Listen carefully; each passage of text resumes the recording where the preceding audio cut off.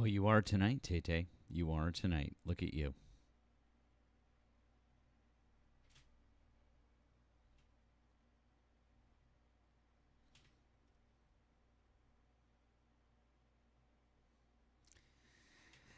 Roy Hargrove was the GOAT.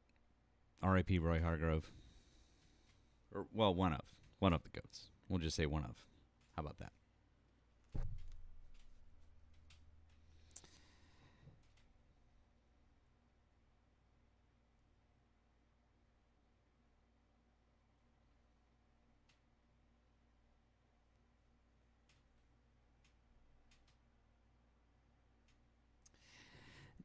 W's to Wesley for the first super chat. Thank you, Wesley. Hi, Matt and Nemo. I got the first super chat. Much love. Thank you, Wesley. We appreciate you, bud. Thank you so much.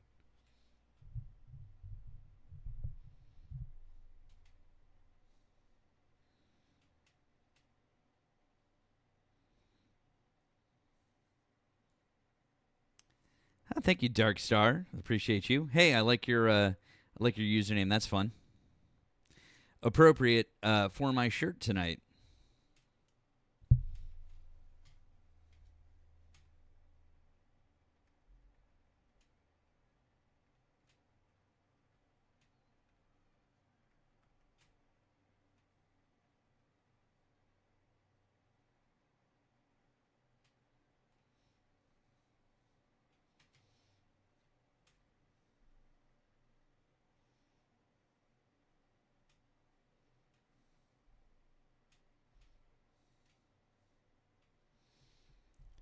Thank you guys for hitting that live goal. Let's keep doing that and keep tapping the screen. Help us pop out to the FYP. Appreciate you.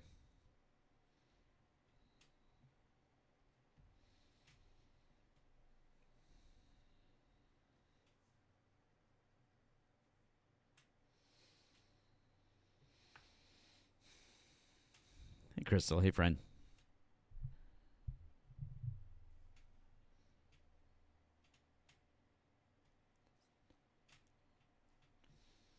Oh, you guys are crushing it. Thank you. Oh, hey, Danielle. Hey, friend.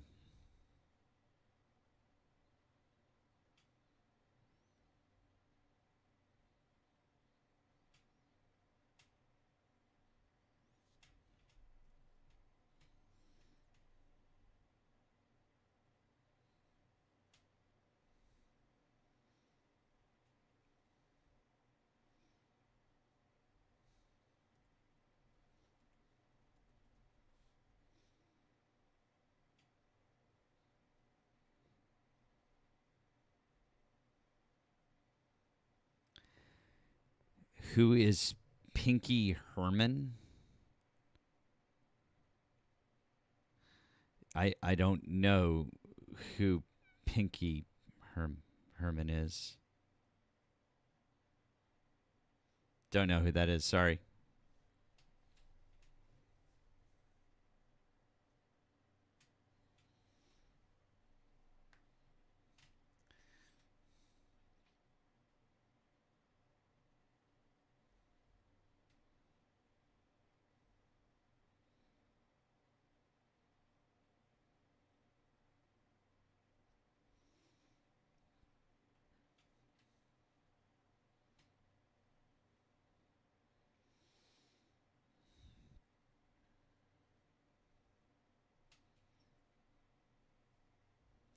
I saw her in 2003. To be honest with you, I went because Ben Folds was opening for her, but she was awesome. Like I won't lie, to you guys that I was there to see her specifically, but she was great.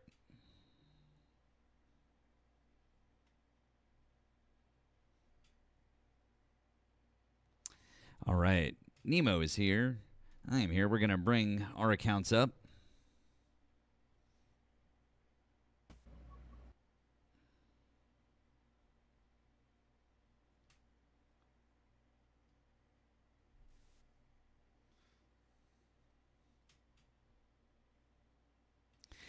Guys, if you're a Trump supporter, we would like you to hop into the requests over here, or if you're over on the Tube or on Twitch, you can call in. Our phone line is open and active.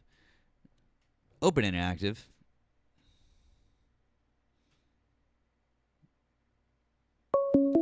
Look how easy that is. You can call in just like that.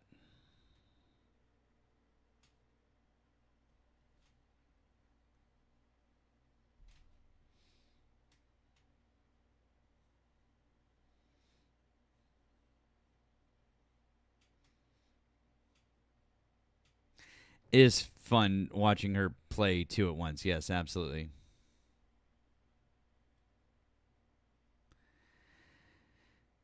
All right, guys. That was some Tori Amos to get us rocking and rolling. Glad you guys are here. Hello, Mike. Good evening to you as well. Guys, if you are a Trump supporter and like you to hop in the box, we just started up here. So if you'd like over here on TikTok, that's how to do it. If you're over on the Tube, you can call in. We have our Google Voice number. That number is right above my head. It's also pinned in the chat. We do have someone in the box here. What's up? How's it going? Mock, hi. Did you vote for Donald Trump? I did vote for Donald Trump. Okay. How old are you and what state are you in? I am 19 in Mississippi. Okay. Why do you still support Donald Trump as of July 2026? Well, I don't support everything, to be honest. So this is not a total MAGA versus anti-MAGA debate. I don't support the Iran war, but I will say his core position on immigration I do support. So if you'd like to debate that, we can do that. So the reason you support Donald Trump still as of July 2026 is immigration. Yeah, I generally support him. I wouldn't say I'm like 100% MAGA at this I point. understand. You've said that now 3 times. That what I asked you was, why do you still support him? So the reason that you still support immigration, him yes. To the extent that I would still support him, it's because immigration, yes. Cool. All right. So you've hedged it now 4 times. So the reason you still support No. Donald Trump. Yeah, you have. You've said it. You've said now 4 times that you don't really support him on everything. You don't. I asked, why do you support him? And so the reason you do support him is for immigration, correct? Yeah, I support his stance Fantastic. on So you immigration. support his stance on immigration. So why Yes. do you support his stance on immigration when he's doing worse than Joe Biden did? What do you mean by worse? I mean, worse. Like, he's not deporting as many people as Joe Biden did. So if you wanted that to be a thing, then why would you have voted for Donald Trump? Well, I'm upset with that. He should be deporting more people, but I definitely support the general posture of enhanced ICE presence in our cities. Oh, so you like American citizens being murdered by federal agents? Okay. Obviously, why I are don't you like laughing? that. Why are you laughing about that? Why was Because that? that's Why were you not what laughing? happened. It's literally what's happened now multiple times. It's not what happened. It's So literally what's happened multiple times. And why did you laugh when I said American citizens being murdered? That's not a thing that I would be laughing about. Even if I disagreed with the sentiment, I would never be laughing about American citizens being killed. Well, obviously, because I disagree with See, like the Ashley general Babbitt sentiment. Ashley Babbitt was killed at the Capitol building on January 6th, which was part of an insurrection and a riot. And I still don't think that that was funny, and I don't think that she deserved to die. But she died, and I wouldn't laugh about that. So why would you laugh about American citizens being killed? That's fucking heartless and callous of you, kid. Dude, oh my God, you are so right. You're a piece of shit. So now that we've established that you're a piece of shit for doing that, let's move on and talk about the fact that ICE is literally murdering U.S. citizens in the streets of our country. Not only are they doing that, but at ICE facilities around the country, they're not treating the people that are there well either. So my question for you, Maki Boy, is during Obama's 8 years as president, how many people were killed or died in ICE custody or as a result of ICE in 8 years? Go. And if you don't know, just say, I don't know.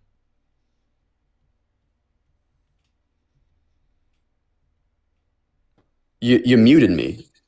So you muted me. That's weird, first of all. Anyways, so 8 years. Second of So all, how many people died or died as a result of ICE in 8 years under Barack Obama? I have no idea. Probably not enough, though. 56. 56 people in 8 years died as a result of ICE. Do you know how many people have died as a result of ICE since Donald Trump has become president? No. 46. So in just over a year, he's nearly Oh, so you're a hit Trump the supporter. total. Are you a Trump supporter? Bud, don't interrupt me. So in just over a year, Donald Trump has nearly hit the total. He's 10 away from hitting the total that Barack Obama had for 8 years as ICE. ICE's job isn't to kill people. Is ICE's job to kill people? Of course not. Cool. Then why are you celebrating that? I'm not. You literally just said they should have killed more. Yeah, that was what we call a joke. That's not a fucking joke. That's you being a piece of shit human being. I understand that you're 19 years old and you think that that's a funny joke. That's not a funny joke. People dying isn't funny. When it happens to somebody that you know, it's not funny. When it happens in your hometown, it's not funny. When that's your mom or your dad or your cousin or your brother or a friend or a sister, it's not funny. I know that you'd like to make fun of it, but if it's somebody that you knew who got murdered, you wouldn't be laughing now, would you? Or would you like it if I made a joke about that? Dude, go ahead. Joke about No, I'm not going to because I'm not a piece of shit like you are. Dude, I'm sorry. You're such a good person. No, I'm not. I'm just not a piece of shit like you. I never claimed to be a totally good person. I'm just not a piece of shit like you. Why do you keep muting me? Why'd you bring me on if you just keep muting me? Because I'm now getting enjoyment out of it because it's annoying you.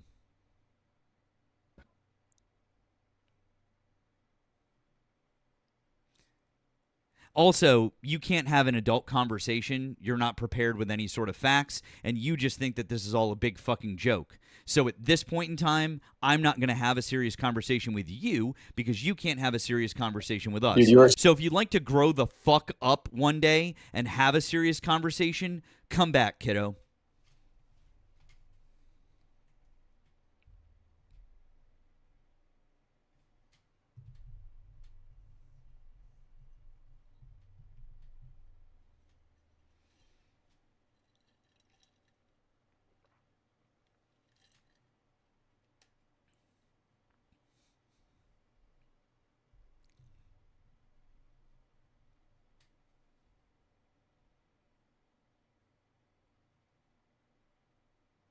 Oh, sorry. It was a little much for the first guest. Sorry, guys.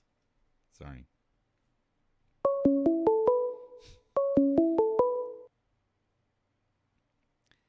Hi, thanks for calling the stream. Do you vote for Donald Trump? Hey, what's going on, bud? Hi, thank you for calling the stream. Are you a Trump supporter? Yeah, I am, but I'm not anymore, man. I've been watching you for a while, so I got a lot of reasons why I don't support him anymore. A lot of reasons. Think I wish I didn't vote for him. I wish like Newsom would have ran, but I think we're fucked, dude. I just think we're fucked. Whatever that guy was talking about, I'm 38 years old. It's not funny to watch people lose their fucking lives. I don't think that's fucking funny. And I think this whole war that we're in right now, I honestly believe we're fucked. And I just want to ask you a question because I've been watching you for so long. Where do we go from here, dude? Well, there's a lot of good places. There's a lot of good places to go from here. Nemo and I both have we both have a lot of good ideas. The first thing is I'm glad that you have seen that. I'm glad that you've seen that your vote was misspent, and we don't need to harp on that. I'm glad, for whatever your reasons are, I'm glad that you see that. Where we go is we need to vote. We need to vote in the midterms. What state are you in again? I'm in New Jersey. Okay, New Jersey. I mean, New Jersey is a fairly safe blue state. At the same time, I need you to go out and I need you to vote. and we need you to vote blue. And we have to start making a change here, and we need to start reversing this, because if we want to unfuck things, we have to move back in the other direction, and we need accountability. That's what we need in this country. Yeah. Amen. We need accountability. So that's a start. And I would also like to hear what my co-host Nemo has to say on the issue, because he's definitely also got good ideas. What's up, Nemo? How you doing, buddy? How's it going? Good. The first step in all of this is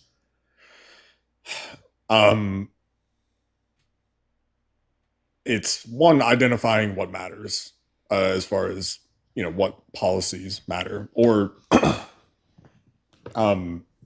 what is important to you in your day-to-day life. So I think that most people would say that being able to go to the doctor, not having to worry about going into debt over it, not having to worry about, fooling with whatever over that. I think most people would say that's one of the most important things to them.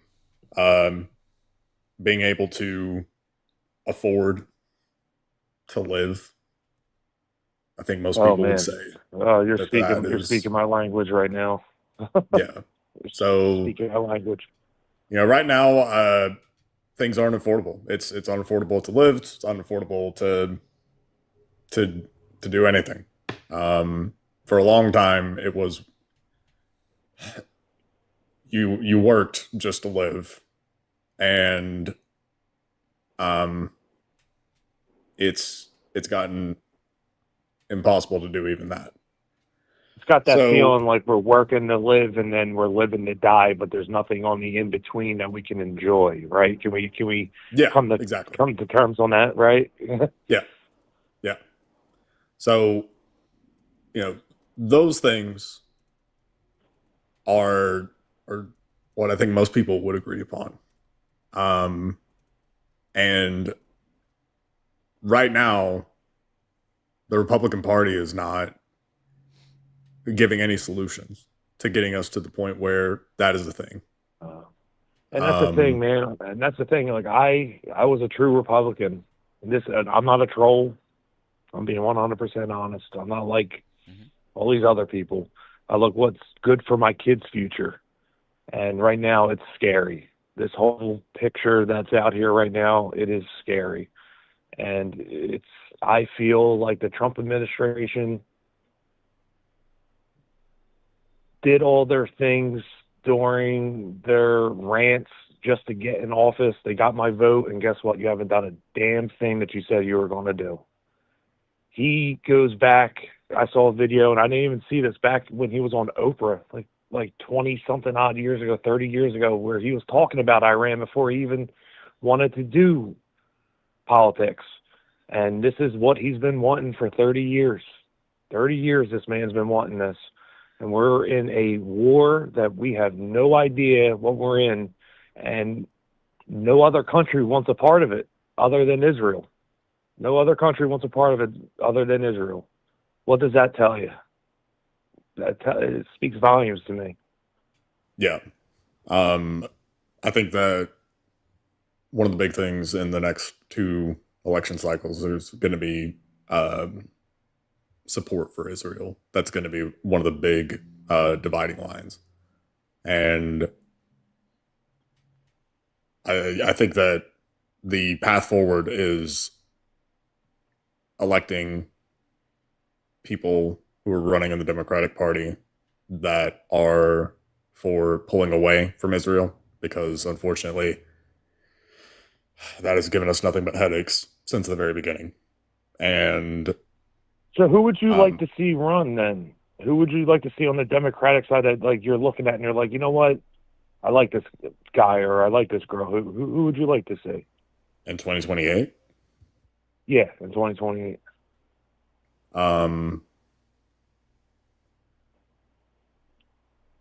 So I like John Ossoff. He's not perfect on Israel. He's better than most on Israel. He's not great, but he has been pulling away. I do like John Ossoff. He's definitely more of, I guess, towards the moderate side of things. Um, Unfortunately, Zohar Mamdani wasn't born here, so he can't run. Because I would campaign for him gladly for free. Bernie's too old now. Abdul El Sayed, if he wins in Michigan, I think that he would be really good. I want someone who supports Medicare for all. That's huge. That's one of the primary things for me. So I know that people are speculating that AOC is going to run. If she runs, I mean, yeah, I agree with her politics. I worry about her ability to win, but yeah, I mean, I would support her. I'm trying to think of other people. You like Newsom? No. No. No. I'm not big on Newsom. I think Mark Kelly is decent. But I need more from Kelly on the progressive side personally. I feel like he's still a little too establishment for my personal taste. I do think I think right now Ossoff, but here's the thing, caller. This is what I would tell you is that it's still so early to be speculating. Yeah. We need to get through the 26 midterm. We're still a couple of months away. We got to get through the midterms first. Remember that most times we're not going to have a good idea of who's really in this race until the beginning of next year. And so I'm just saying, like, we could throw some names out there, but we're not going to have an idea. I would love to see some sort of a joint ticket. I want AOC to be around, but I don't think that she can pull off a national win at the moment, which is unfortunate because I think that her policies and her politics are fucking spot on. What I do think will happen is I do think that if anything, she will primary Chuck Schumer, and I think that she will take Chuck Schumer's spot, and that is exactly what I love. I would love for her to primary Schumer, spend some time in the Senate, and then eventually do a presidential run. Nemo and I have both said that independently at various times, and I know that we both see eye to eye on that one. But I think my friend, just the biggest thing here is focus on the task ahead and what we've got in front of us, and that is righting the ship as quickly as possible. And the way we do that is accountability for the President of the United States, because the Supreme Court is barely doing it. Like they've certainly restricted a few things, but other shit they're really just not. And then you've got two justices, Clarence Thomas and Samuel Alito, that are just rubber stamping anything that the president wants. Then you got Brett Kavanaugh, who's not really far behind, right? So that's pretty much, and so and you only need 5 for a majority, right? And so you've got SCOTUS isn't really helping. We need Congress to be the check that the founders designed them to be, and so that's why the midterms is far more important. So I'm not really looking past what we've got coming up in November. So I would say let's get past November. Then let's look ahead and say, okay, let's try to mitigate what's going on. Let's staunch the flow, and then we'll look ahead and say, this is who maybe we should have leading the country now, and these are the values that we want, and this is what the people of this country will vote for. Because I think that what we're seeing is that people like you and other people around this country, I'm in Maine right now. I live in Massachusetts. I'm in Maine right now. And the thing that we're seeing with the progressive coalition here in Maine, is that there's a bunch of Trump supporters that decided that they want to vote for a progressive. Okay? There are people that are like you who are disaffected with what the president has done, and they're like, I'd like Medicare for all.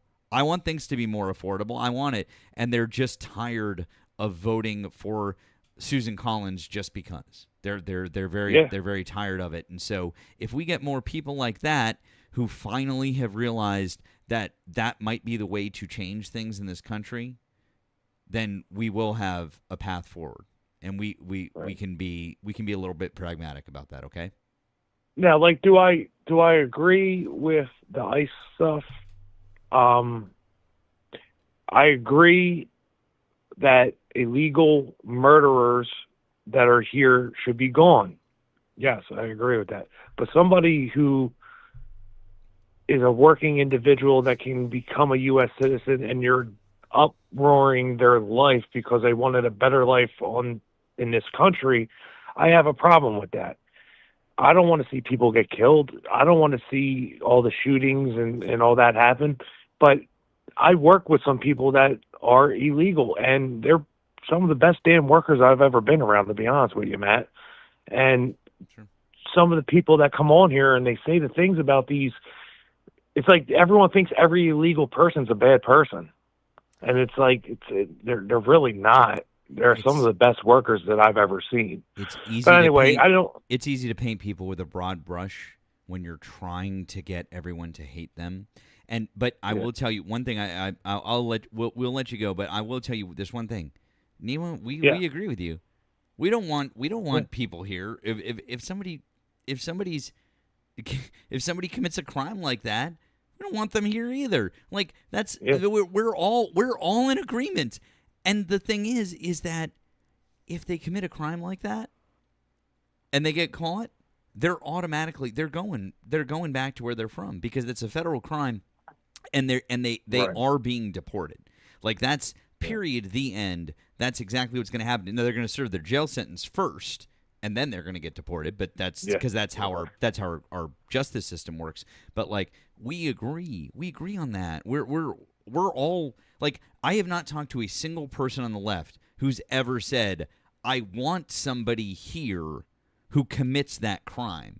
We are just, you just said the exact same thing that we're saying, which is the people that are not doing a goddamn thing, that are just trying to live their lives, give them a legal way to be here, whether that's a migrant card, some sort of a work permit visa like Reagan and George H.W. Bush said 40 years ago, or a pathway to citizenship eventually, because then they're in the system. Then we can track people. Then they've got there's a registry. Like then they're people that we can track. And then if people are hiding, then you really know that those people are probably nefarious. That's a way to do it, because if we have a good legal way for migrants to work in America, then there's no excuse to do it the illegal way.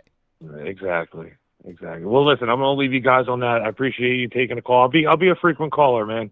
Name's James, by the way. So, I appreciate you guys, and God bless to you guys, all right? Thank you, James. We appreciate you. All right, see ya. Hey, W's for James. Appreciate you, James. Thank you. Nemo, we're getting a lot of those lately. Yeah. I hope that holds. I hope that's, a legit thing that is happening in a broad way. Yeah, me too. I do too.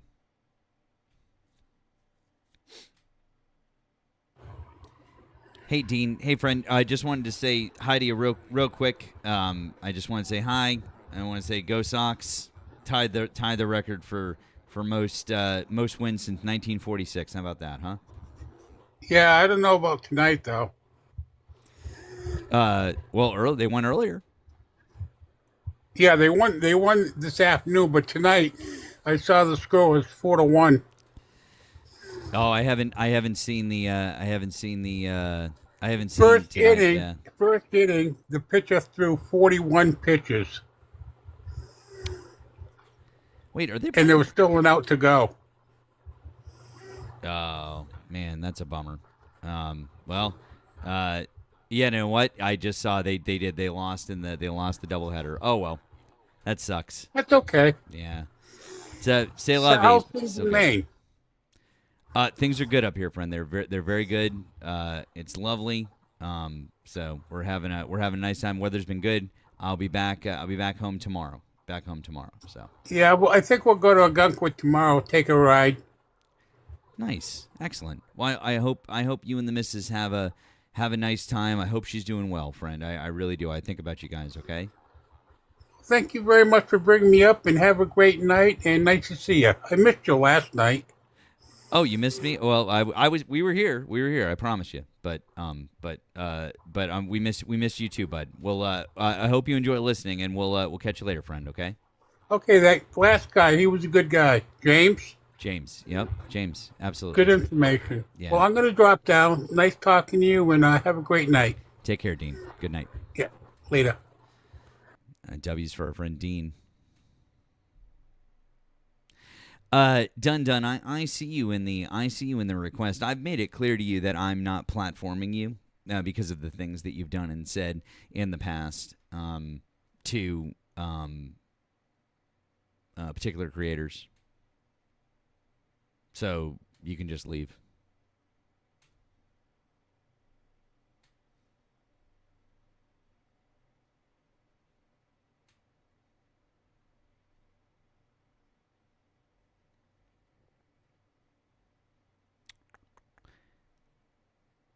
Like I would rather just sit here and twiddle my thumbs and like Nemo and I can talk to each other.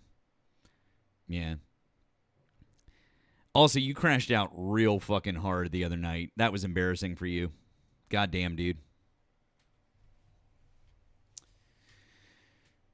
All right, let's see. See what else we got here. Once again, guys, if you're over on the Tube or on Twitch, you can call in and we can have a conversation. Or if you're here on TikTok, well, you can request up. Jimmy, hi. Are you a Trump supporter? I am. Okay. How old are you and what state did you vote in? 46, Florida. Okay. Could you do us one favor? Could you turn down the TV or whatever is in the background? It's a little Yeah, loud. buddy. I got you. Sorry, I'm That's watching. okay. That's all right. We appreciate My it. bad. No, you're good. Thank you. Give me 2.2 seconds. Watching a little Shark Week. So Can't argue with Shark Week. It's all good. So, why do you still support Donald Trump as of July 2026? So I kind of have two reasons. My first reason is that currently, right now, as we speak, he is actually has lower inflation rates than Biden did at the top side, right? So that's a fact. Okay. Number two, as a United States Marine, I'm going to put this out there. He is our commander in chief. When Biden was president, I did support him as commander in chief as well. As every other president that has been before him, I supported them as commander in chief as well. No matter, however, you know what I mean? So that's just the 2 points I have. I mean, I think that, we hear a lot that, people support Trump because, you should support the president. And I think that there's a difference between recognizing the office and supporting the person in the office. So, as far as recognizing that he's the president, sure, yeah. But that doesn't mean that you have to support him. And by support, as in, like and cheer on his agenda, right? I think that there is ultimately a difference there. As far as Trump's inflation rates, so what policy of Biden's do you think gave rise to that inflation, like the peak inflation that you're talking about? Is it cool if I respond? Yeah. Because I've been on their live where they won't respond. Honestly, I don't know the all that. I just know that the inflation rates were under Biden were a lot higher than under Trump's both presidency currently, and that's where I stand. So I don't know the policies. I don't know all that. I'm not educated in that, so I'm going to concede to that. But I do know that Biden's inflation rates were higher than Trump's. right. I mean, do you blame? Trying to think of an example. Do you blame? C-19? Well, no, I'm saying I was trying to draw like a parallel. So, do you blame George W. Bush for? I don't know. I mean, Hurricane Katrina, not the response to Hurricane Katrina, but the actual hurricane itself. Well, no, because that's just a natural phenomenon, correct? Correct. We And could so agree on. his policies did not directly lead to Hurricane Katrina or anything like that, right? Right. And so it's kind of like a similar deal whenever people bring up inflation with Biden, because Biden's policies did not give rise to that inflation rate. Inflation is one of those things that it's called a lagging indicator. So basically, you can kind of think of it like, a big ship, like an aircraft carrier or something. You can't turn that on a dime, right? It takes a minute. So you can cut the wheel all the way to the left or something, but it's not going to turn on a dime. And the same thing is true with the American economy. At the national level, we are the largest economy on the planet. It takes time for certain things to manifest. Inflation is one of those, because inflation is, to keep it simple, when the money supply increases, inflation goes up, and there are other things that can contribute to inflation. And the reason why we saw the inflation rate that we did with Biden is because of the effects of C-19. So, like the economic effects. People didn't go out as much and then suddenly started going out.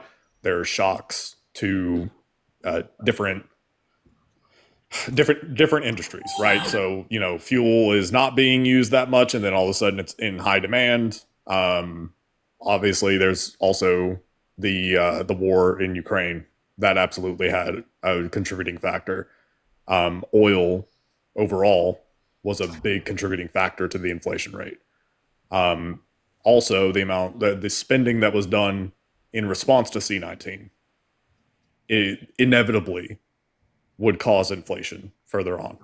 That's just how that works. So, there were two stimulus packages under Donald Trump in 2020, and that inevitably increases the money supply, and it causes inflation. That's just it. That's how that works. And so there was a collection of things that all kind of coalesced at the same time, and it hit its peak in, was it 2022? Yeah. Actually, Jimmy, I did just want to, because everything Nemo is saying is really right.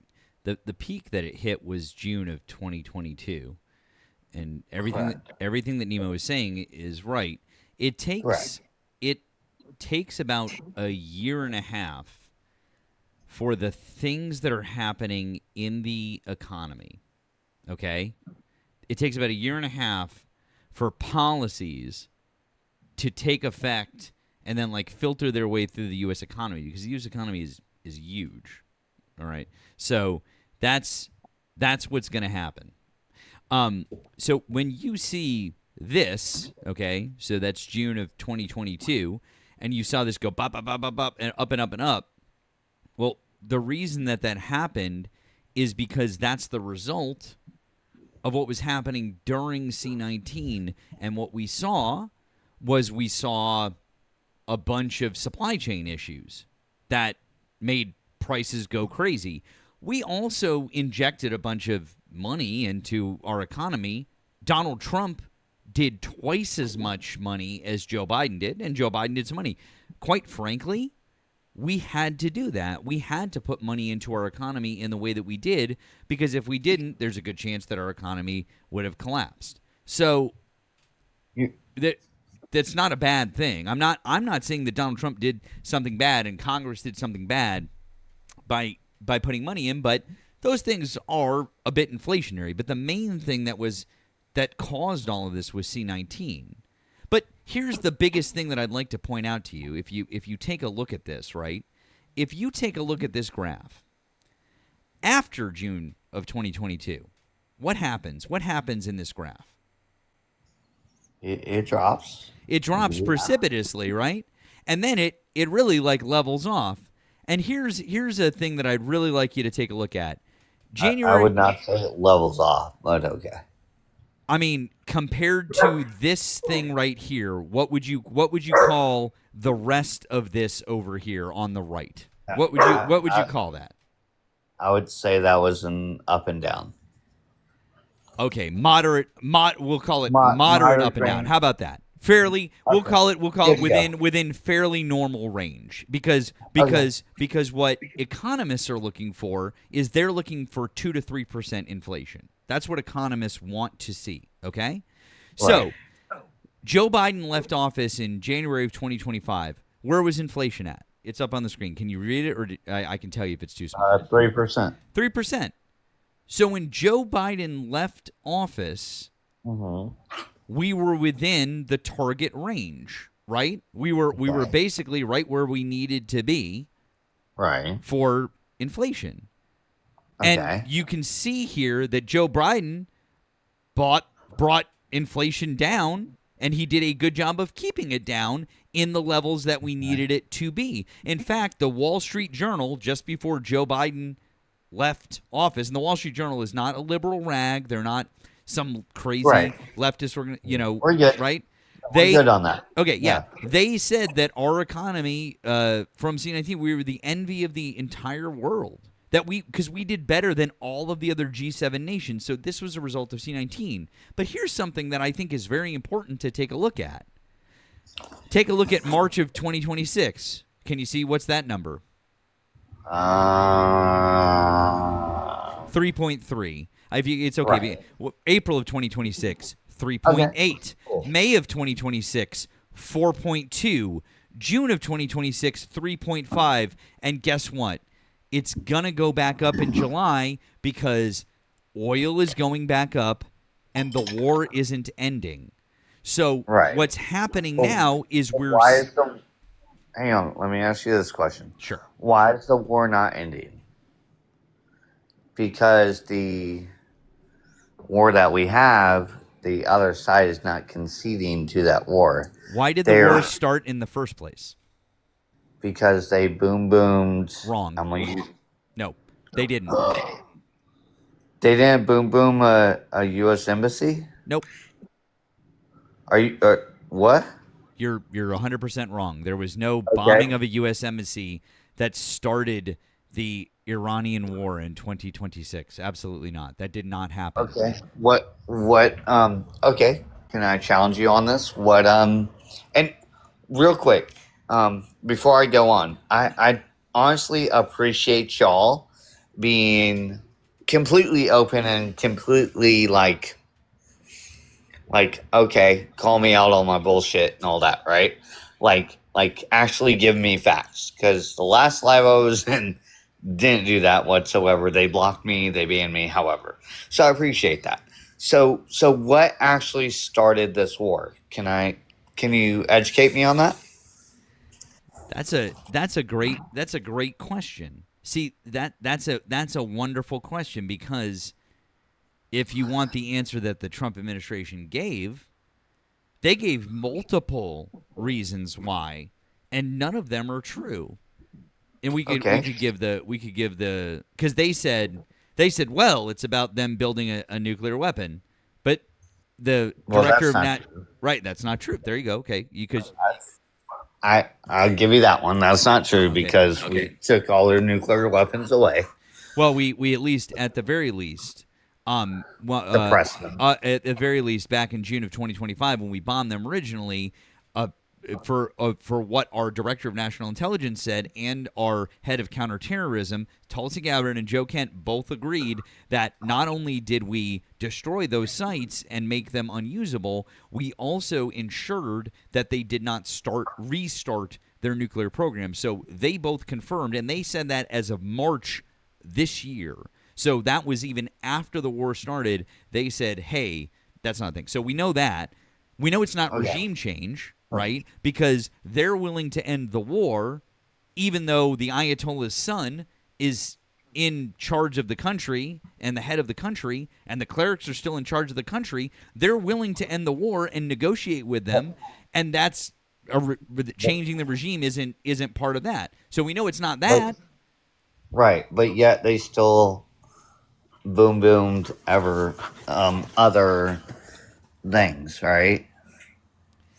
So they're not really up to ending the war. However, they're still retaliating, or however, like if you wanted to end this thing, you wouldn't retaliate. You would just say, "Hey, we give up. We're done," and be done with it, because that's how you. Let me ask you a question here, and Yeah, this bud. is I mean this genuinely and honestly. Yes, sir. Who has the upper hand economically in this war? Would be the U.S. Wrong. Okay. And the reason for that is the Strait of Hormuz. Donald Trump himself, right after they signed the MOU originally, publicly said, and he was probably not supposed to say this, right? But he said this, and we can show you the video of him saying it, that Okay. we were going to run out of oil in 4 weeks as a country. Okay, that means that Hang on. yeah. I'm gonna say that's a good, and I'm gonna concede on this. I'm gonna say that's a complete lie, because we have a lot of fucking oil. Do we? We do. Do we though? Oh yeah. Nemo, do we? Not really. We don't have it. This is the thing that How much lot oil of- do we have? you're talking about, like in the ground. I'm talking about. No, I'm talking about produced. I'm talking about refined. Refined oil. Yes. I mean, I'm sure that oil companies in this country have a lot of refined oil. Right. Which turns into what? Turns into whatever you refine it into: gas, plastic. Right. But the point is that it's the companies, right? It's not the American people. That's the difference. So, But the thing is, if the president wanted to say, "Hey, you as a company on U.S. soil need to turn over your oil," and made an executive order on that, that would be something that would happen. So I'm pretty sure that an executive order wouldn't be sufficient. You would need a law. Now, for a long time in this country, we had an export ban on oil. So it was basically from the mid 70s. And if if you're old enough, then you probably remember like the gas lines and stuff in the 70s. And that was because back in the 70s, we didn't have the super developed infrastructure that we have now when it comes to oil. And the Middle East did an embargo on us. Ironically, also because of Israel. And so because we were so reliant on them, that caused, shortages, and it was really bad. And so after that was mostly done, we did an export ban. And we said, hey, American oil companies, if you pull oil out of the ground here, you can't sell it overseas. And there were a couple exceptions, like I think Alaska had an exception, and there was an exception with Canada. But for the most part, the export ban said, yeah, you can't export the oil. That was in place from the 70s all the way up until the tail end of 2015, December of 2015. It was ended because Republicans did a budget fight and insisted on it. And so then it was ended. But the point is that whenever people say we have a lot of oil, private companies have a lot of oil. The American people don't.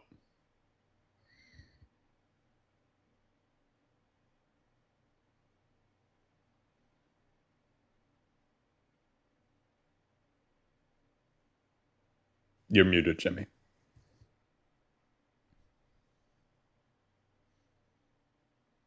Jimmy, you with us? I sent you an invite to unmute. You're right. Sorry. I was using the bathroom. I didn't want to be rude. No, you're good. It's okay. So that's why I muted. It's all right. You're right on that. And once again, I honestly appreciate y'all. But that's also why we're going after different countries, right? Like Venezuela. We kind of took their oil. I mean, how does that fix the problem, though? How does that fix the economy problem? Well, I mean, what I laid out, right? So let's just pretend, just for the sake of argument, that America fully took over Venezuela, and Venezuela is now the 51st state, and the oil fields in Venezuela are now within the territory of the United States. The U.S. government is not. They don't then control that oil. Again, it's private companies. So it's Exxon, Chevron, Shell, BP. They will go in or wherever, pump it out of the ground. That's their oil at that point. They sell it. So my argument would be, why don't we just set up a U.S. company versus not all of those, usoil.com, whatever, right? And go and just take all that and then pump it back into the U.S. because it's a brand new company, right? Yeah. You're saying that we should get the government to control oil. We should have a government-run company that does it. You mean part of it? Well, the oil, right? Well, part of the oil that comes into the U.S. because who runs it right now? Well, I mean, you're saying that comes into the U.S. Well, but who runs it right now though? How do we get our gas? How do we get our oil now? We buy it. So right. I mean, it depends on the company, right? So I mean, Exxon, Chevron, BP, whoever, right? They're a private company, and like all companies, their job is to make oil or make money, and so they will sell oil or refined whatever, right? Refineries. That's how that works. Okay.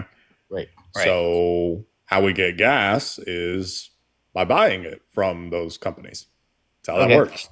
Awesome. So if we cut out the middleman, right, and we don't buy it from X, Y, and Z, then obviously A, B, and C goes down, right?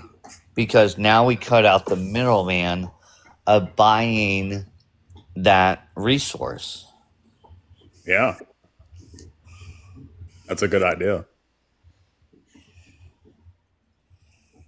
We should definitely have it so the government controls our oil instead of private companies. I like that idea.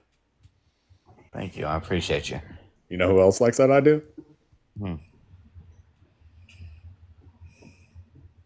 Everybody in Congress?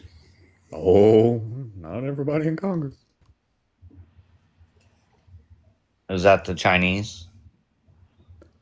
That is not the Chinese, but Is you're that close. China? That would be the Soviets. That was the Soviet Union. I'm sorry. I'm not up to date on my flags. I apologize. No, you're good. It's okay. Okay. All right. So wait, hang on. So you brought up the Soviet Union. Are they still an entity? No, they dissolved. Oh, okay. So they're null and void, right? Yeah, but the point is the point stands, right? So you're saying that you want government control of a certain industry. I'm fine with that. In particular, oil. I am very fine with that because it is a matter of national security.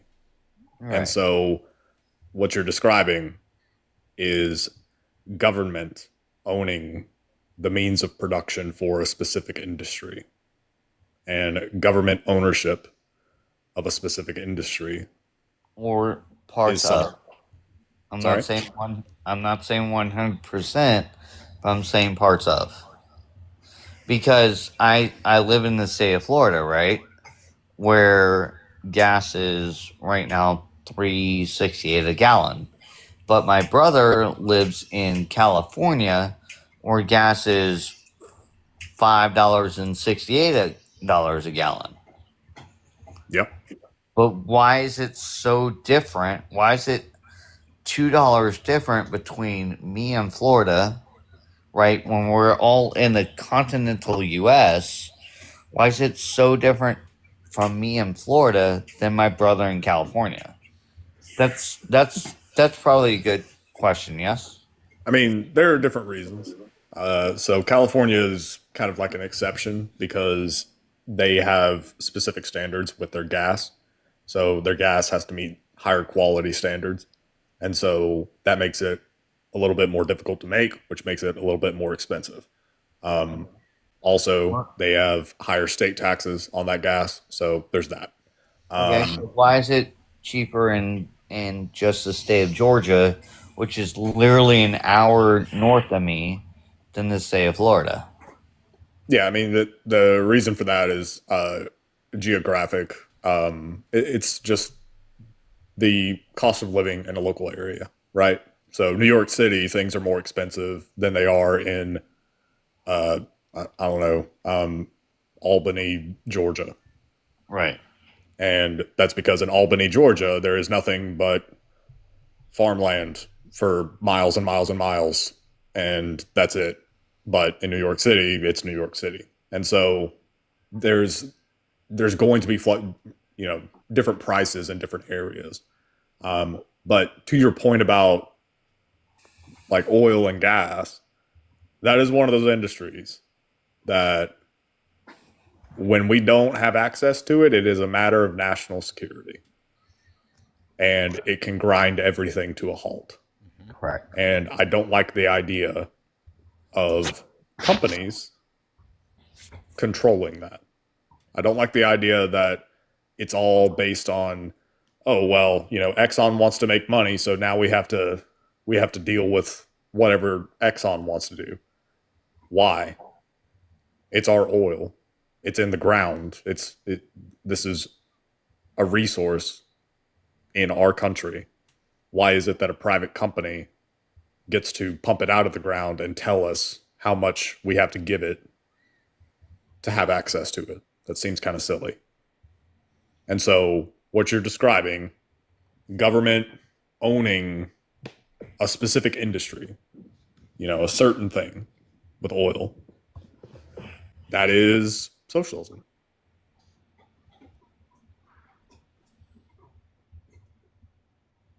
And that's one of those words that a lot of people hear and sounds scary. I used to be one of them. I used to think that socialism was a scary word. I used to think communism was a scary word. And a lot of that is because I grew up in America. And in America, what do we grow up on? You know, I grew up in the 90s, early 2000s. And so that's I'm like right tail with end you. of a lot of 80s, 90s. Sorry? 80s, 90s, personally. Well, yeah, 80s especially. That is peak Cold War, you know, the Communist Menace, Red Dawn, Rocky Ford, all that shit, right? But thank God my grandparents raised me, so knock on wood. Yeah, so the point is that a lot of people in this country have been, you know, primed to have a reaction to that word, to the word socialism, to the word communism, because it's deep down in the recesses of their brain, like these memories from childhood of, oh my God, communism. That's what those the bad guys in that movie, they were the communists. Oh my God. Or was it Omega Red, I think was his name? Comrade Red. It was like an X-Men. And there's just a lot that goes into shaping our reactions to certain things. We were taught growing up that capitalism got us to the moon, that capitalism got us, you know, the iPhone, that capitalism got us the internet, capitalism solved world hunger and defeated different diseases. And the truth is that it wasn't capitalism. It was the government pouring bukus of money and people and resources into those things. We got to the moon because JFK said we're going to go to the moon and do the other things, not because it's easy, but because it's hard. Not because it's easy, because it's hard. Yeah. Well, why hasn't? So I'm going to challenge you on that. Why hasn't anybody else been to the moon since then? What, other countries? No, why U.S.? I mean, we went to the moon in '69, and then we went to the moon over and over and over again for like the next, what, like 10-ish years? Okay. Yep. I have to look into that. I did not know that. Thanks for educating me. I appreciate it. Oh, yeah. Yeah. So I think that a lot of people, everybody knows about Apollo 11. That's the one where we actually went to the moon. That was in '69. And I think a lot of people just kind of forget that Apollo 11 was not the last Apollo mission. There were Apollo 12, Apollo 13, infamously, 14, 15, 16, 17. Like, we took a fucking, it was basically a dune buggy to the moon. Like, there was like a little, like, go-kart looking thing on the moon. Hey, real quick. Was the first person on the moon? I can't think of. Neil Armstrong. Neil Armstrong. Who took that picture? What's his name? Buzz Aldrin. Okay, cool. Yeah. Anyways, I think just to bring all this back around, that's the reason why we're in an economically precarious position. That's the reason why Trump admitted it. That's the reason why the Strait of Hormuz being closed is a problem for us. Do we have the military superiority to continue to bomb them for a while? Sure, absolutely. We certainly can't do a ground invasion of Iran. That would be like, stop it. That would be an absolute disaster. We can't do that. So we only have the pressure of bombing them and hoping that they will just submit to us as it relates to the Strait of Hormuz. And that's it. And even though our oil isn't coming from there, 20% of the world's oil does. and it affects everyone's prices, including ours, because it affects oil prices globally. It affects fertilizer prices globally and the amount of fertilizer that we can get, because there's a huge percentage of the fertilizer that we get in the United States that passes through the Strait of Hormuz. So there's all of these different things that are affected by that. And so from an economic perspective, Iran actually has the upper hand here. That's why when the Memorandum of Understanding came out a little while back, if you recall, it was very one-sided. It was very much in favor of Iran, and it really felt like we were conceding a lot. And that was because we really have to be done with this, and we need the Strait of Hormuz to be open again. And there was no reason to start the war, and there's no reason for the Strait of Hormuz to be closed at this point in time. That's kind of the whole part and parcel of all this, right? Like, so we're not trying to say that like Iran is just better than the United States in every way. That's certainly not what we're saying. But from an economic perspective, that strait is so strategically important that it's the reason why no other president, because you're 3 years older than me, we're nearly the same age, right?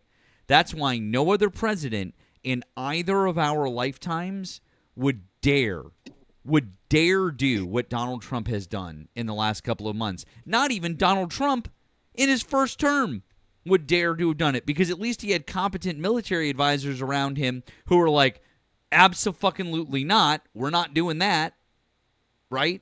So they all knew that. They all knew that this was economic seppuku, and here we are. Good to go. That's all. No worries. Guys, I'm about to go to bed. I gotta wake up early in the morning. Do y'all want a dad joke before I go? Hit us, Jimmy. All right. Do you want the 3-parter or the real quick one? Do the quick one. Okay. Shit. Okay. So why do they build fences around graveyards? Why?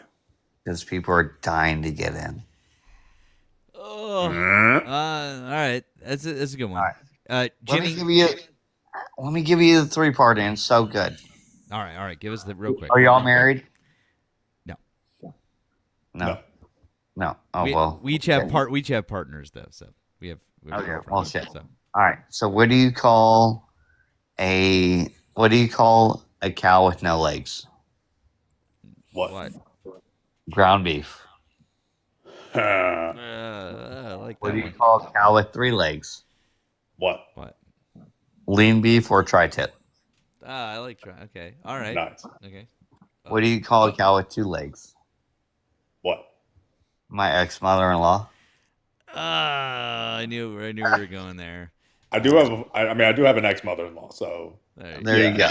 Yeah. Okay. There you go. Jimmy, hey, listen. Yeah, bro. I appreciate you. No, I appreciate you. I appreciate you being chill and like willing to listen to what we had to say. If you'd like to come back and discuss some of this stuff more, because I think you understood. I think you understand what we're talking about here.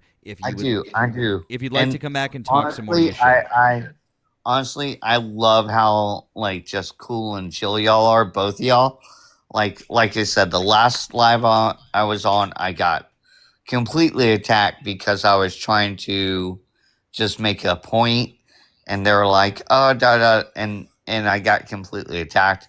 But I love how you guys educated me a little bit. Wasn't harsh and just wasn't being, over the top, and actually let me speak on, exactly what I thought, and then gave me a little bit of education on that. So honestly, I really, really do appreciate that. That's awesome. All right, man. Well, you take care. Have a good night. Okay. You as well. Thank you so much. Have a great night. All right. Thanks. I followed both of y'all, so. All right. Thanks, Jimmy. Have a good Appreciate it. Appreciate you. Y'all have a good night. Bye-bye. W's for a good conversation with Jimmy. Appreciate Sounds like Jimmy's a future comrade. Sitting there describing, well, hey, why don't we just nationalize this thing? Why are we dealing with Chevron? Why are we dealing with Chevron exactly? Let's see here.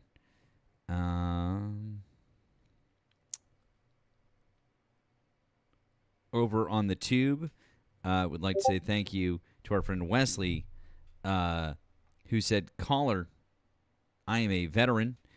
I don't blindly support your leadership. That's how war crimes happen. Second, please stop the high speed behavior. Much love." Thank you, Wesley. That was for the guy before. Joel, thank you. Says, guys, Obama, Hussein, Barack was Antichrist, and Trump is Jesus too, and he will make Bible too, and outline how America will heaven too, and we need Save Act. Why is that so accurate, Joel? Joel also said, I have zero original thoughts and opinions. Did you know that actually both sides sucks? I can't think for myself at all. W's, Joel. We appreciate you, Chief. Thank you. Oh boy. Oh. Okay. Now let's see what else we got here, guys. We appreciate you being here. Would you please do us a favor? Number one is we've got well over 1,000 people here on the TikToks. And we've got like 130 people here on the tube. We got some folks over on Twitch as well. Appreciate you guys helping out with the live goal. That is great and very appreciated. Make sure that you are doing equally as much for Nemo, because if you do that, that will help us cycle through the FYP. It helps us get more guests. So please make sure that you're taking care of him equally as much. Thank you, Jimmy. We appreciate you. Okay. Okay, Mia. Well, we're not going to. We'll just block you. Thank you. Please make sure that you're doing the exact same thing for Nemo. Let's take care of him. Also, if you'd like to offer additional support, you can do so via links in our bios. We have links in our bios. Both of us over here on TikTok. If you're over on the tube, you can find them right down here in the description. So look down here in the description, and you can find ways to do it exactly just like Tony just did. That's a good way to do it. So offer that support up. We appreciate it. Erika, what's up, Erika? That's fun. I like that. And let's see who else we've got here over on the TikToks. Since we're not getting any calls tonight. Kind of weird. Hello? Daniel, hello. Are you a Trump supporter? Yeah. Okay. Are you Lebanese? Yes. How old are you and what state did you vote in? I'm 18 and I couldn't vote yet. What state are you in? Oh, Utah. Okay. Why do you still support Donald Trump as of July 2026? He's very impressive. That's why. How so?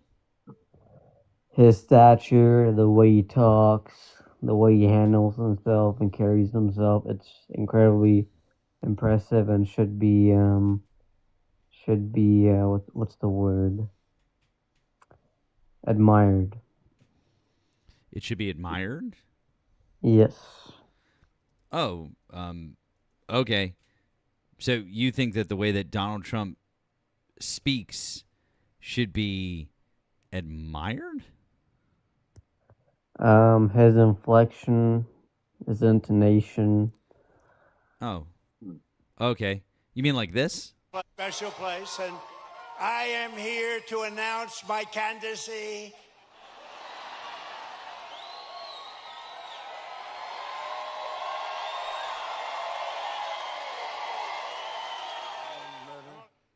We had transgender for everybody. Men and women's sports came ravaging through our cities. And the whole world was laughing at us. We were a joke all over the world, but not anymore. They're not laughing. They're not laughing. That's what was happening. What a disgusting thing took place. But we then, as you know, we won Venezuela, which is now working with us to produce millions and millions of barrels of oil. When I go to Dover, I read charts on all of the young people, and some are unbelievable. Some are a little bit, they got a little bit of a couple of little bad things put in. This is a son who is like a flawless, perfect. So this is amazing to you. His slurred speech. What's a kinsey? What is that, by the way? Brilliant, respected by everybody. His sheet read so beautifully, and I told them that their beloved son, and his name was Lieutenant Tyler Feehan, and he was a person that was going all the way. They used the word, first time I heard it, it was a word, made up by the Democrats. Affordability. They said, affordability. I said, I've been here one day. Don't worry, I'll take care of it. And we're taking care of it. The skirmish. This is with this skirmish we have with the Islamic Republic of Iran. And I call it that because let me tell you, they're getting hit so hard. And they want to make... Now, I will give him credit here, Daniel. This time he did call it the Islamic Republic of Iran, not the Islamic Republic of Japan like he did last time. Yeah, well, he's also a very funny guy. He's known for his humor and his comedy, so... Oh, he was just making a joke. He's another guy to admire. So that was just a joke, right? He's very funny, yes. Oh, okay. Cool. I'm so glad that you've explained that to us. Thank you so much. I don't want, like, a boring president who's, stupid and... Funny like a clown? Huh? Funny like a clown funny? Does he amuse you? Well, you find clowns funny? No, I find clowns terrifying. You're a little too old to be finding clowns funny. I mean, like, people... I who know, are that's why I funny, said I find them terrifying. like Andrew Scholes, so on. Those kind of guys. What? You don't know who Andrew Scholes is? Scholes. No, you Is he don't. one of the Rogan people? Andrew Scholes, like Scholes, like the shoe things. So you don't know who it is? Who? No, I didn't say Scholes. Scholes. Shoals Footwear? All right, so you don't know who it is, but it's a funny guy, so I was just comparing the two. Cool. So you I mean, really you still can haven't just say given you us don't an know what it actual is. answer, right? So all you said I was did, you just don't like it. no. It's not that I don't like it. Or we're okay. Let me help you out. I'll help you out. I'll phrase the question differently to help you out. What policies is the President of the United States doing right now that you like? All of them. Cool. Be specific. Be Pacific, you said? No, I said specific. Now look I who's didn't swearing. say... No, I said specific, not Pacific. No, you said Pacific, buddy. You just won't admit it. No, I didn't. And if you'd like to Don't place be stubborn. You said Pacific. if you'd like to place a bet on it, I would be happy to roll back the YouTube for you. Would you like to place a bet on it? Roll it back. Roll it back. How much are we betting? Bet the house, dude. Bet the parlay. Bet How much the are house. you? Okay, how much are we betting? The house. No, not the house. I'm asking a specific amount because you're going to pay So me. you're scared to bet the house then, broke boy. You don't want to bet the house. All right. Betting, number one, you're 18 years old. You don't own a house. I do. Who said So- I don't? I did because you're 18 years old. You're a fucking child. So anyways, how much are we betting? I'll bet the outhouse and you'll bet your house. No. What we want to say $100? Do you have $100? No, Let's the do $100. outhouse. No, That's- see, I'm not betting against something that you don't have because then when you lose, you'll say, "Well, I don't have it," and then you can't pay up. So let's bet $100. You want to bet nickels and dimes because you're broke. No, I want to bet something that you actually have so that when you lose, you'll be able to say, "Oh, blah, blah, blah," and you'll look like a little bitch when you lose the bet. So are you going to take the bet or not? Because you're a little bitch. So you want me to be your bitch? Are you a little bitch or not? Are you going to take the bet or should we just move on and you can admit that you were wrong? Hell no. Cool. Then so we're betting for $100, right? More. No, $100 is good because you don't have more. I think you don't have more and you're scared. That's why. I think you're scared of me. Whatever you say, Chief. You want to Anyways, bet nickels and dimes because you're... Jesus Christ. Oh, my God.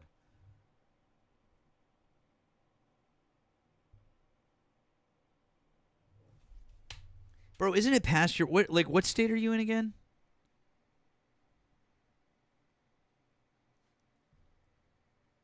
Hello? What state are you in? The best one, the Sun Belt. Florida? No. Arizona? Oh, you said Utah. Oh, that's right. Sorry. See, look who's got dementia now. Sleepy Joe. Look who's failing cognitively now. Oh, I'm so sorry. I confused you with the last guy who said Florida. My bad, kiddo. Be Pacific. Hey, why don't you be Pacific? Hey, how many, come off mute real quick. Just out of curiosity. What, buddy? What? Hey, buddy. How many representatives are there in the House? Several. How many, specifically? Do you want me to be specific? You want me to be Pacific? I just want a number, and you can't give it, because you suck. I'll give you a number. Number 1, Trump. 47. Donald Trump isn't in the House of 47. Representatives. Okay, so you don't know the number? 47. Okay, great. So you don't even know how many people are in the House. Cool. Just go the fuck away. I can't do this.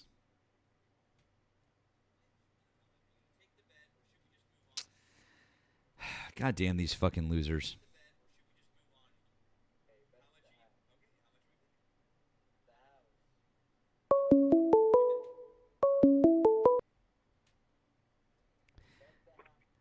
Hi, thanks for calling the stream. Are you a Trump supporter?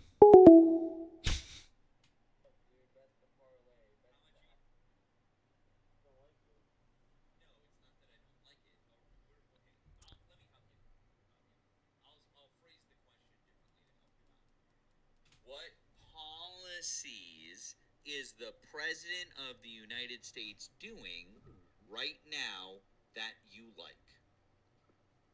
All of them. Cool. Be specific. Oh! Be Pacific, you said? It's almost like I said specific.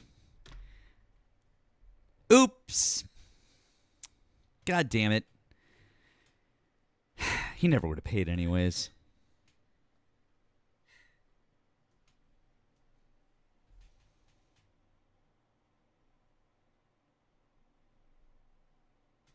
Womp womp. Oh, Daniel. Go to bed. It's past your bedtime.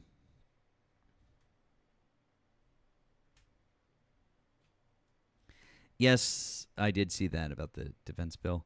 Tommy, hi. Are you a Trump supporter? Tommy. Sorry. Okay. He wanted to bet the house, even though he didn't own a house.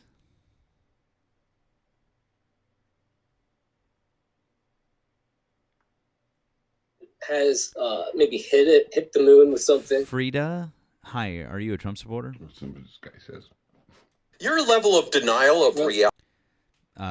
Frida, hello. Are you a Trump supporter? Do you even know that you're here?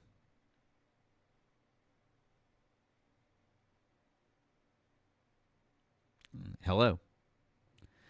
Okay, I guess not.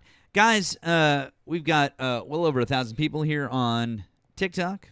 We've got a bunch more over on the tube. If you are a Trump supporter currently and you'd like to have a conversation with us, please request on up if you're over here on TikTok. If you are over on the tube or on Twitch, you're welcome to call in. That number is right above my head. Right here, it's also pinned in the chat. Oh, Jimmy is back, I guess.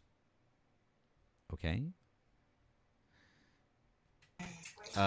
Jimmy, hello again. Hey, so I plan on running for presidency on the next term.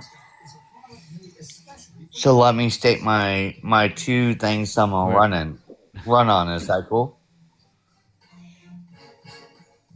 What is that, Jimmy? So number one, I want to up teachers' pay because I feel like they're underpaid for shaping America currently. Okay. And then number 2, I want to attempt to end military veterans homelessness. Well, I think both of those things are very admirable, friend. We absolutely appreciate that. Okay. So, Okay. I would, obviously need a platform to go on, but I am going to run on the next term. So y'all look for me, and I'll be there. And those are the 2 things I'm going to run on.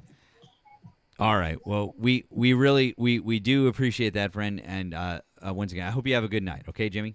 You as well. I appreciate you. Okay. Y'all have a great night. Thank you so much for letting me back up. All right. Y'all have a good one, Have a and good good one. luck on this one live. All right. Appreciate you. Thank you, Jimmy. Good campaign points. You won't be able to run as a Republican on those, but good campaign points. Thank you on the tube to Zan Batu. Said, I don't know if it's just me, but the TikTok and YouTube are very muted. Not sure why that is. People are telling me over here that if they go in and out of the live, that it's fine. I'm not getting that from everyone, but if I'm getting that, it seems like it's a glitch with the tube. So I'm not sure about that. Thank you to A Phoenix. Appreciate you for the super chat. Why does Daniel want to be Pacific when he could be Atlantic? Ah, waka waka.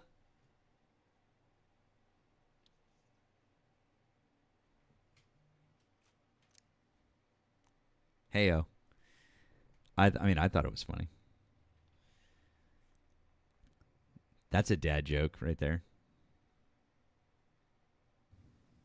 One thing that blew my mind is that they added another ocean. So it's the Southern Ocean. So basically, like the ocean around Antarctica, it's the Southern Ocean. Really? Yeah, I never learned that one. I guess my daughter has not gotten to like world geography yet. Guys, if I'm quiet on TikTok, it is apparently a glitch. If you scroll out and scroll back in, lots of people are telling me that it is okay. So that's what I'm hearing, because all of my volume levels are where they normally are. So don't know what to tell you on that one. So yeah, try to scroll out and scroll back in. So check that. Thank you to Pamela. Thank you, Pamela. Said, who's the asshole who does lives wearing a blue hat, Democrat for Trump? Oh, that's David. That's David, who said that we were racist because we said that he might have had a mail order bride. Yeah. Racist against women, by the way. Oh yeah, that's right. He did say that. Oh my God. Don't know how that one. I don't know how that works. I honestly, I would love for him to come up and like explain it to us, but he would never come in. He would never come and actually talk to us because he's afraid of us, which is pretty funny. So, yeah. Yes, like Erika's Halloween costume. That's who Erika was for Halloween. So, yeah, racist against women, of course, because women are a race. Yeah. Anyways, guys, if you are a Trump supporter, hop in the box. Let's have a conversation. That would be awesome. Apparently, Andrew, what is this? Andrew Schultz guy. Oh, we got it. What do we got here?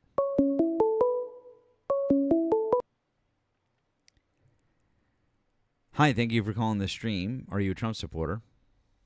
I am. I'm more of a Trump supporter than I am of a Democrat. I can tell you that. But I can. Okay. My question. I just wanted to ask. Well, hang on. My thing is, hang on, real quick. How old are you, and what state are you in? I'm 30 years old, and I'm in the state of Indiana. Okay. So, are you saying that you're not currently supporting what Donald Trump is doing? No, I actually, but I was in the beginning. But what I'm saying is that I would still rather have Trump than whatever the Democrats are representing. Than whatever the Democrats are representing. I don't know what that means. I don't know what exactly. I don't know what it means either. As far as like who's on the Democratic Party that would represent the Democratic Party that would grasp my attention, let alone everybody else's attention. Who is the face of the Democratic Party? I just want to know. Well, let's see. Kamala Harris got 75 million votes, so obviously, all right. Well, no. Well, hang on. Excuse me. If you asked a question and you'd like an answer, I'm going to give it to you. So if you want to laugh if you want to laugh, then you can not take the answer. But hold on. Absolutely right. Yeah, you're right. So give me a second to answer. I'll gladly answer your question. We can have a real conversation about this. Kamala Harris got 75 million votes. Donald Trump won this election by just over a percentage point. So clearly, a lot of people thought, okay, what is it now? I was going to say you could say the same thing about Joe Biden. Actually, you can't say the same thing about Joe Biden because Joe Biden won over Donald Trump by a huge margin comparatively. No, it wasn't. Oh, really? It wasn't. Awesome. Then let's look at it. What was the margin? No. I'm saying. No, this isn't what you do. You literally want to say something, and now when I say I'm going to call you out on it. So in the 2020 presidential election, what were the results? What were the results? No. I'm not talking about 2020. Then why did you bring it up and say you could say the same thing about Joe Biden? Joe Biden got 81 million votes in the 2020 election, and Donald Trump got 74 million. That means that Joe Biden got 7 million more votes than Donald Trump did. Donald Trump got just over 2 million more votes than Kamala Harris did. Donald Trump didn't even get a majority of the vote. Why are you talking over me? I am literally trying to explain something to you that apparently you didn't know. Donald Trump. I already know. But we're talking about the past. It's already. Then happened. Why did you bring it up and say something that was wrong? Admit that you were wrong. So now is when you say I was wrong. I was saying all I was saying.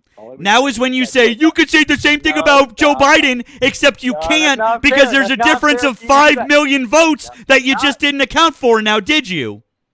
Don't get mad. I'm not trying to cause. So then shut the fuck up and let me answer instead of interrupting me. Yeah, but I already know that answer.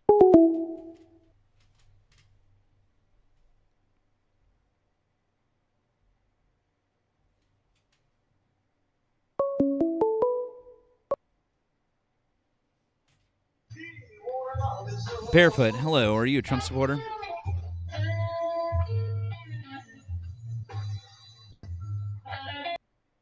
Okay.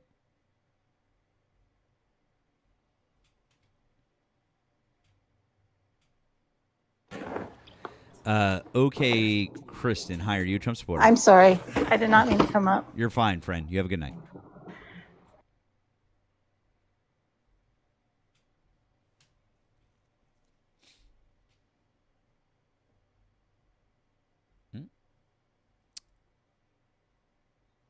Oh, we had 3 people in the box, and apparently either none of them were Trump supporters or, okay. Well, once again, guys, if you are a Trump supporter and you'd like to have a conversation, feel free. Feel free. Request sign up. Or if you're over on the Tube or on Twitch, you'd like to have a conversation, you can give us a ring. And if you're going to ask a question, you should maybe let us answer it before you just keep interrupting. That'd be great. Be much appreciated. Anyways, I saw something tonight that was shared. Well, there's two different good things I saw today. So I should put a picture of both candidates in 2024 side by side. I guess we could do that. But anyways,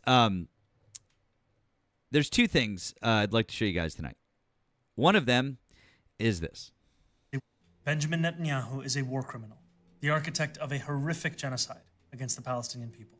He is responsible for the killing of more than 73,000 people, for the maiming of tens of thousands of children as those who survive undergo amputation without anesthesia, for the targeting of neonatal hospitals and maternity care centers, denying newborns even the chance to live, for the countless people he starved as he blocked food and humanitarian aid from reaching them, for the gunning down of hundreds of aid workers and journalists. And just last month, the UN confirmed that Palestinian children continue to be deliberately targeted and killed by Israeli armed forces, more than 8 months after the so-called ceasefire. The list goes on and on, all as we, as Americans, pay for the bombs that do the killing. There is a reason the International Criminal Court issued a warrant for his arrest.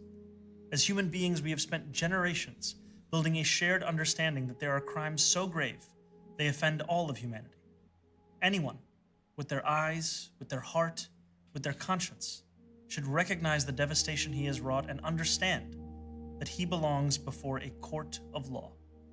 As I've said, I agree with the ICC that Benjamin Netanyahu should be arrested and tried for his crimes, as I do for anyone else charged by the ICC.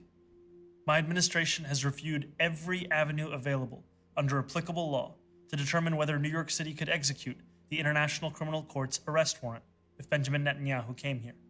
It is clear that we do not have the independent legal authority to enforce this warrant. The federal government, however, does, and I call on them to join the ICC and execute this warrant. And I want to be equally clear. Benjamin Netanyahu is not welcome in New York City, nor is any other war criminal at large. While we cannot end the genocide on our own, we can decide whether our silence will become another weapon, and we can examine every tool we have to defend the humanity and dignity of all people. That is my commitment to you. Now, number one, that's fucking badass. Yeah. But number two, Nemo, the comment that absolutely fucking kills me, that makes me laugh, even though this is not, none of this is a laughing matter, is this comment right here by some guy named Caleb. Of course, somebody named Caleb. Isn't this guy a mayor? LOL. Somebody needs to read him his core job description. As if he was not asked about this multiple fucking times while he was running to be mayor of New York City.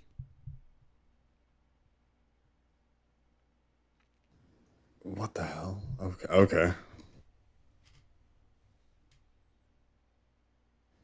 Yes. What do mayors do? They are the boss of different people, like the police commissioner. And the people that come into his city, it's his purview.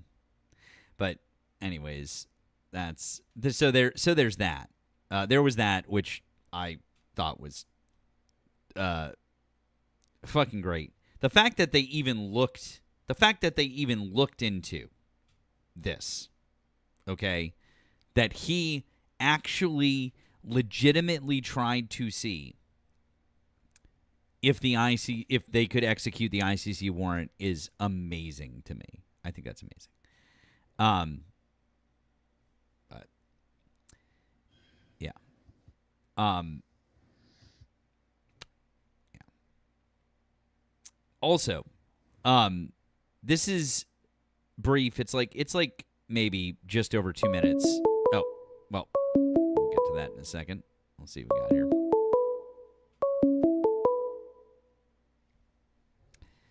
Hi, thanks for calling the stream. Are you a Trump supporter? I am. I called earlier. You hung up on me. Oh, yeah. You were the guy who couldn't shut the fuck up for a second. I will shut the fuck up. I will let you explain, but I really do want to have a cordial conversation. This is like, I want you to know, like, this means something to me. Like, what it really does, like, even like, just an observant of understanding, like, why, like, how our politics are on both sides it means something to me. Both sides, in my opinion, are wrong. And what I was asking for is just an answer of what the Democrats bring to the table that would bring the American people around them, that would secure a presidential candidate from the Democrats. Who is that? Who would represent that? I'm totally down for that, because I already know how fucked up Donald Trump is. I already know how fucked up, like, this whole, like, we've been Cool. lied to. I have an answer for you. Cool. I have an All answer right. for you. You don't have to filibuster. The next candidate for president, I think, will be somebody who is, well, I think that they should have a degree in law, because I think that they need to know the Constitution, because obviously Donald Trump has completely fucked the Constitution. They need to know the Constitution. Can we agree they should probably have a degree in law? I think they need to have a degree in law, let alone just every. Yeah, you're right. All right. So just I'm just going to answer some yes or no questions. So think they should maybe have a degree in law. But that's, okay. So you know that, but I know that's what. That's not fair, because if you're doing yes and no. First of all, that's not how Donald Trump got elected. I'm not asking how Donald Trump got elected. You said you're asking me who I would want. You're asking. I'm not asking you who you would want. What I'm doing right now is I'm trying to get a set of qualifiers as to who we can agree would probably be a good candidate for the United States of America. Then don't ask. All right. Well, then don't ask me the questions. You already have an answer of who you think. Correct? Do you not have an answer of who you think could be running for president?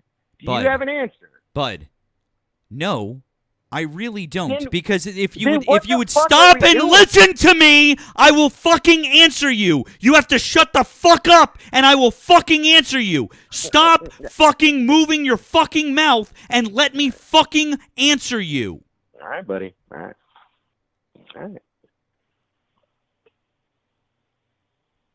I'm letting you answer. You have to stop talking. Until you can stop talking for 10 seconds, I'm not going to fucking answer you.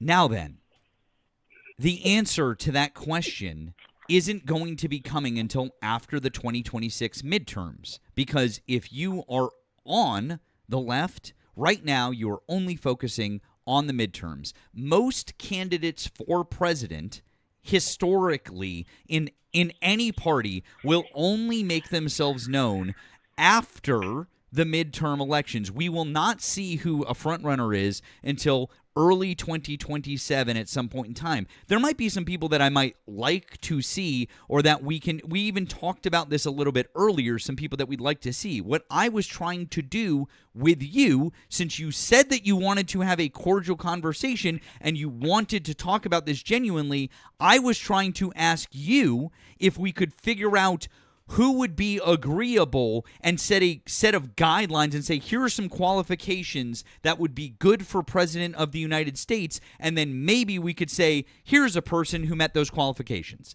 That's all that I was trying to do with you. I wasn't trying to do anything. I was just like, oh, hey, maybe we should try to find someone who can do this, this, this, and this. This would be a good person to be President of the United States, since you seem to agree that Donald Trump isn't that person, right? I didn't say. First of all, I did say that I do not. I'm not a Donald Trump fan. Is what I'm saying. It's what I want to clarify that. I was saying is that the Democrats. The problem with the Democrats is that there is. I didn't ask you what the problem with the Democrats was. I asked you, can we go through a list of qualifications that we can agree on that would be good for President of the United States? Because quite frankly, I don't give a fuck what your problems with the Democrats are. All right, touche. I completely understand that. I understand that you don't care, but I'm saying, like, but where do we go from here? If there's qualifications that we have to have for for a particular. Yes, I agree. So can we talk about what those qualifications should be, yes or no? Yes, I totally get that. I totally get that. Great. We So can should the probably- president of the United States should probably have a law degree so that they know it about the doesn't- Constitution, right? but it can't- Awesome. I'm so glad that we agree on that. Now, should the president of the United States maybe know a little something about economics so that they don't completely fuck over the economy like Donald Trump has done? Can we agree that they should know something about economics? Yes or no? But yes or totally- no? Yes or no? Should they But know if something I- about but economics? wait a minute. If I answer, am I allowed to explain my No, answer? because now what you've explained is that you don't want to give answers. You No, just I want do. me to explain my answer. So No. now I'm going to No, give no, you no, my no. answer. Oh, now you want to explain your answer. Literally, you've talked for literally the last 2 minutes. Because you just told me that you didn't want to be the one asking the question. Didn't. When I engaged you in the question to initially, trying- you got mad at me. Listen to me. Listen, I'm not even getting mad at you. I am not doing this. I am fucking not doing this tonight. I am not fucking doing this. I am not in the fucking mood. Why the Democrats? What's wrong? I want to talk about what's wrong with it. No. Fuck you. Genuinely, and I mean this like from the bottom of my fucking heart. Fuck you.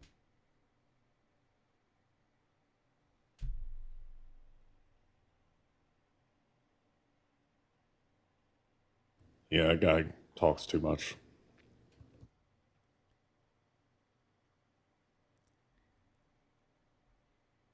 I am not here.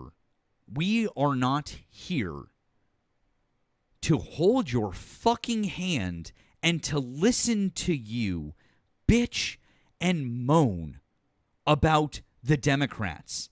I don't really like Trump, but I don't like the Democrats either. Well, then guess what?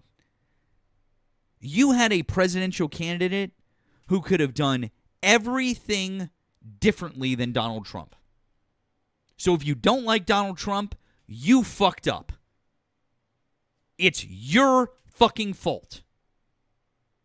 And even if you don't like the Democrats, you couldn't just vote for somebody competent for president? Jesus Christ.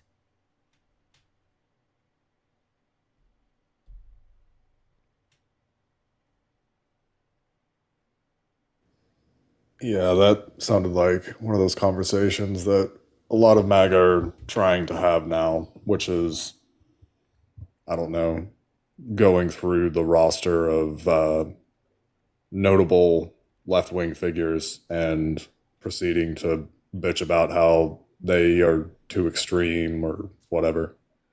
And I mean, what's the point of that? What's the point in, I don't know, listening to a Trump supporter tell us, well, I think that person is too left-wing for me. You don't say. You're a Trump supporter. No shit. Why is it that you have to set the terms of this? Hector, how are you? Hi, Matt. Hi, Nemo. I'm in a mood. I'm making a ginger snap shake to help, though. It's all about scapegoating their emotions. It's all about guilt. It's about alleviating their guilt. They acknowledge that Donald Trump was a horrible person, but they were able to go, but his policies are better. His policies turned to shit. Then they went, oops, don't have much of that anymore, but still better than Kamala. They start to learn more about Kamala. God damn it, she wasn't so bad. What do I have left now? Blame the Democrats. When in doubt, what about Biden? What about Harris? It's the same thing. I had so many people today, one guy specifically, who came up and tried to sit here and argue with me, a person who hates the Democrats and would never vote for them, about the Democratic Party is the reason why Trump won and they had no better options and blah, blah, blah. And I'm like, we're not talking about that. That's a separate conversation. They can't stop talking about the Democrats because it's how they alleviate their guilt with voting for Trump. Yeah. 110% right. Also, just a quick side note, I fucking love ginger cookies and like ginger snap shit. God damn it, Hector. Anyways, I fucking want a ginger snap shake, you motherfucker. I want one. Tell me where to get one. Anyways, Justice, hello. Are you a Trump supporter? I'm actually not. I apologize. Do you have time for just one quick question? Or if you don't, then I'll just leave. I do, but I need to say we can take a question real quick. I just need to say thank you to Midwest Progressive on the Blue app. It says Discord has decided that when Matt has a classic crash out, it's now called a mash out. I'm not sure why that is. I don't know why it's a mash out, but okay, you'll come back. You'll share a pic when it's done. Okay, good. And then thank you on the tube to our friend Mr. Melvin. Thank you, Mr. Melvin. Appreciate you for the super chat. Says, I appreciate any candidate wanting to take care of us educators, but it's not going to make a difference if we're not allowed to actually teach a real comprehensive skilled curriculum. IJS. Thank you, Mr. Melvin. You're spot on. That's absolutely correct. Nemo, do you have any over there, friend? I do not. No. I don't know why that is. That shouldn't be the case, guys. Let's work on that. What was your question for us, Justice? Right. So it was concerning what you were talking about in the last cast. So first things I want to preface this by saying, yeah, there is a lot to be mad at Kamala Harris for, but I want to understand if Trump supporters are so upset with Trump now, why do they refuse to say, I fucked up. Maybe I should have just went with the black lady. But in your opinion? I mean, I think that the answer is because she's a black lady. Like that's ultimately what it is. I think that as it's almost a cliche, but I do genuinely think that racism and misogyny motivated their decision-making skills in ways that they can't even, I guess, observe objectively. It's a lower level, like, subconscious thing. That's how racism is, isn't it? Yeah, but also like when you say there's like a lot to be mad at Kamala for, like I don't. Sorry, let me be more specific. And I'm speaking as a leftist personally. That's what I mean. But let's be clear about two things here. One, yeah, we all know it was racism, but they will never say that. And it's like, why do they bother? Take the hoods off. We know it's because she's a black lady. You didn't like that. But they keep making up these excuses for themselves. Like they think that, hey, she was not good on this. Like, what do you mean she wasn't good on this? Like, Donald Trump doesn't even have a healthcare plan. Well, yeah, they didn't. It's obvious that they didn't. It's obvious that they didn't even care about the policies, and they always say the stupid shit that we hear all the time. Oh, she was drunk. Oh, it was her laugh. Oh, it was this. I mean, like they say the dumbest things, right? But what I'm saying is that like there were a couple of policy things that I certainly maybe wouldn't have agreed with Kamala Harris on, but like, yeah, that's what I'm talking about specifically. But very few, and quite frankly, I thought that when she was allowed to run her campaign and when she was allowed to be herself, that she did an excellent job, an amazing job. I think that we saw that the problem was when they tried to fucking stop her from being who she was. And they tried to pull her back to make her a centrist when that's not who she really was. They should never have tried to do that. And so I don't blame. I don't lay a lot of the blame on her on this, if any. I'm sorry. Like, I just want to make that entirely clear that I am still very, very unhappy with the DNC. I still want to see a change in leadership at the DNC. If I could pick one person right now. If I could pick one person right now to run the DNC, it would be Stacey Abrams. She probably doesn't want the job, quite frankly, but if I could pick one person to do it, it would be her. Because after, and I've said this before, after what she did in fucking Georgia, she should be running the fucking party for the country. I bet you we would never lose a fucking election ever again. It was such a shame when she lost the governor race. I was really upset by that. Yeah, me too. It really was. You know, I'll never forgive Biden for what he did to Kamala Harris. Just had her, pulled her back, and I'm like, what the fuck are you doing? No, she needs to be herself. That's the only way she'll win. That's who we should be. We need to be upset with Biden waiting too long and staying in, and then him no daylight kid and that whole bullshit. And then the DNC completely fucking stifling her campaign because those first 2 weeks, the groundswell of support and everything, Like, oh my god. Yeah. So, anyways, That I'm was- just saying that I think we need to be really clear about where that blame lies. That's all. Oh no, I don't blame Harris for anything coming that election. I blame the DNC and Biden, and mostly racist white people. But yeah, Biden fucked up badly. Yeah. So, But anyway, thanks for that. I gotcha. All right. We appreciate you, Justice. Have a good night. No problem.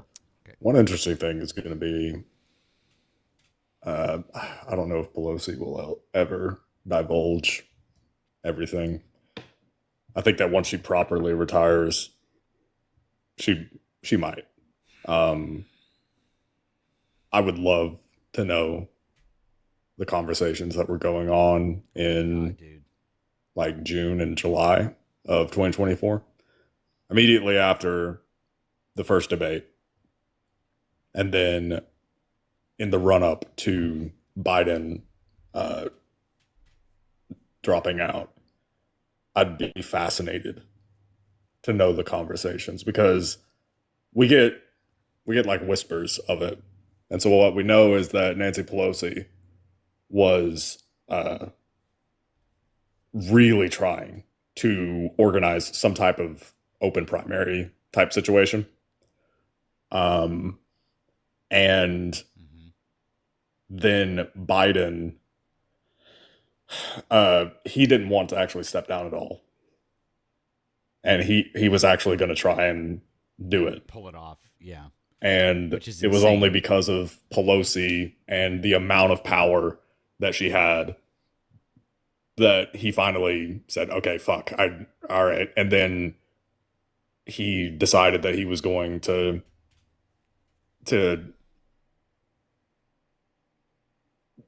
I guess wait until July, at which point, super late, and that he was going to endorse Kamala, which, I mean, it makes sense to endorse Kamala at that point, that late, but I would be fascinated to know the conversations that were going on, like the political machinations, because, I think one day, dude, I think one day we're gonna get the whole.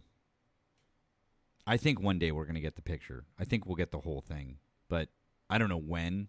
But I think we will get it one day. But yeah.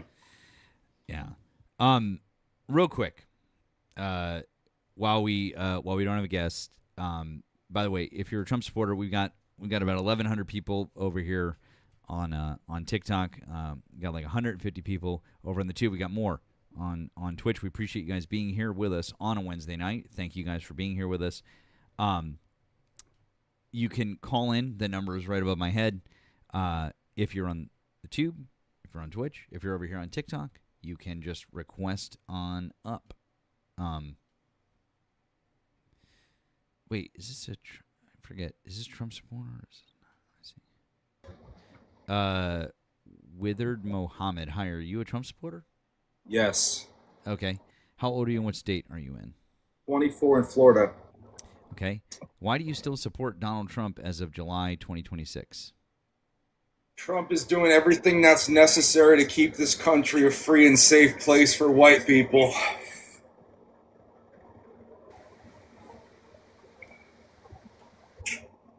So what's your hot take? What's your take on that? Why do I need a hot take for a piece of shit racist? Because you're ugly and you're old and you're saggy. Oh no. Don't. Look, oh no. you look like a Jew. You just had to go right to the you just had to go right to the insults You're right a after you said something stupid and racist. Jew. That was what? You got Jew. it? You're a Jew. Am I? Yeah, you look like a fucking Jew. Am I? Yeah. Really? What's that flag right there? Christmas, That's what I thought, you fucking idiot. Christmas tree. Look at this fucking moron. Christmas tree. Call me that again. Because this is going to make a great clip. Do it again. Do it a couple more times. Yeah, you're a Jew. You're a Jew. That's what you are. Can you do it while I'm pointing at the flag? Say it again. What? That's a fucking Christmas tree, bro. Sure, yeah, okay. Yeah, keep saying that. No, keep doing it. This is going to make a great clip. Say it a few more times. Merry Christmas, Jew. It's your holiday. Merry Christmas. Amazing. It's literally not, dumbass. It's literally not. This is amazing, by the way. That's going to make a great clip. Thank you, friend. Appreciate you. Not aware of many Jewish people that celebrate Christmas, seeing as Christmas is about, Christ. There's that other holiday around that same time called Hanukkah. That would be the Jewish holiday. But then again, this guy's a troglodyte, so That was fantastic. Amazing. He did come in swing. Agreed. Adam. Hello. Are you a Trump supporter? السلام عليكم أنا from Gaza please 1K my baby مريض حليب اللهم جنة يا رب 1K please Okay, from friend. Gaza. All right, friend. Hold on. We're gonna leave you up for one second. Okay. Hold on 1 second. We're gonna leave you up for just a second. Okay. Hang on. If you guys want to. Wait. No. Hold on. Nope. Yeah, I know, Erika. That's why I was moving it. I know. Agreed. I know. I can't guys, I agree with other creators who there's too many people that are faking, and I'm sorry, I can't do that right now. There's too many people that are not being honest, and so we can only platform people that we are sure of at this point in time. So there are some people that I know that we are sure of and that I will let up, but unfortunately there's too many people that are not. So, yeah, Erika, I heard about her also. So, yeah. So, anyways,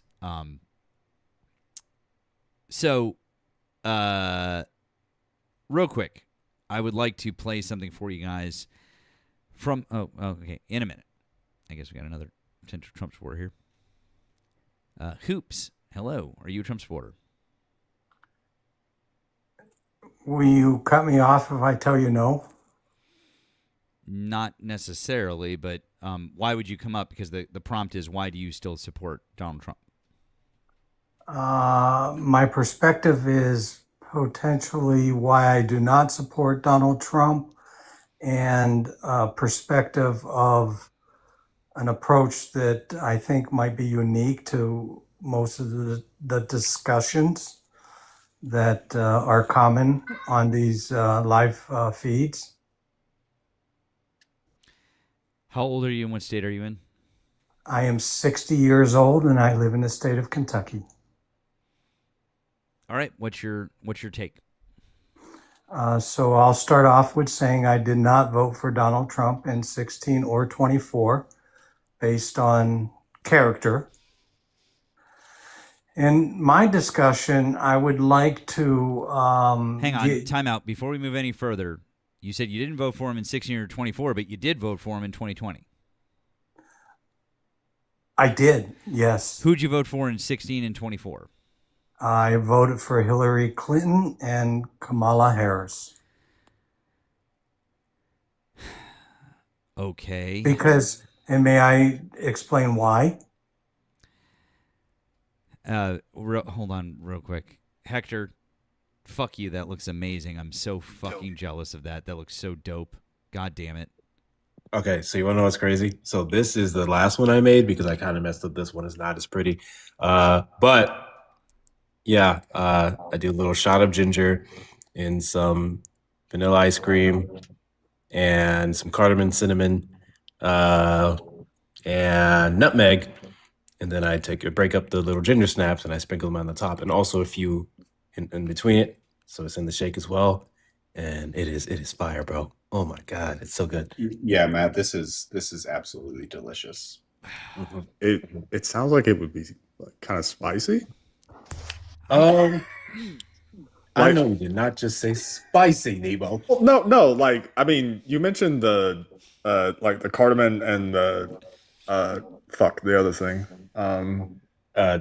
Cinnamon and nutmeg. Okay, look, Hector. I'm gonna like demand that you send me your write out a fucking recipe, and I want because like I love ginger snaps. I fucking love ginger cookies. Like that is one of my all time favorite fucking things. Like please tell me what you did for this. I want to make that fucking milkshake. I can absolutely do that. Absolutely. All right, y'all have fun with this guy. Bye, Hector. We love you. Thanks. Okay. All right. So look, Hoops. I don't think we need to. I guess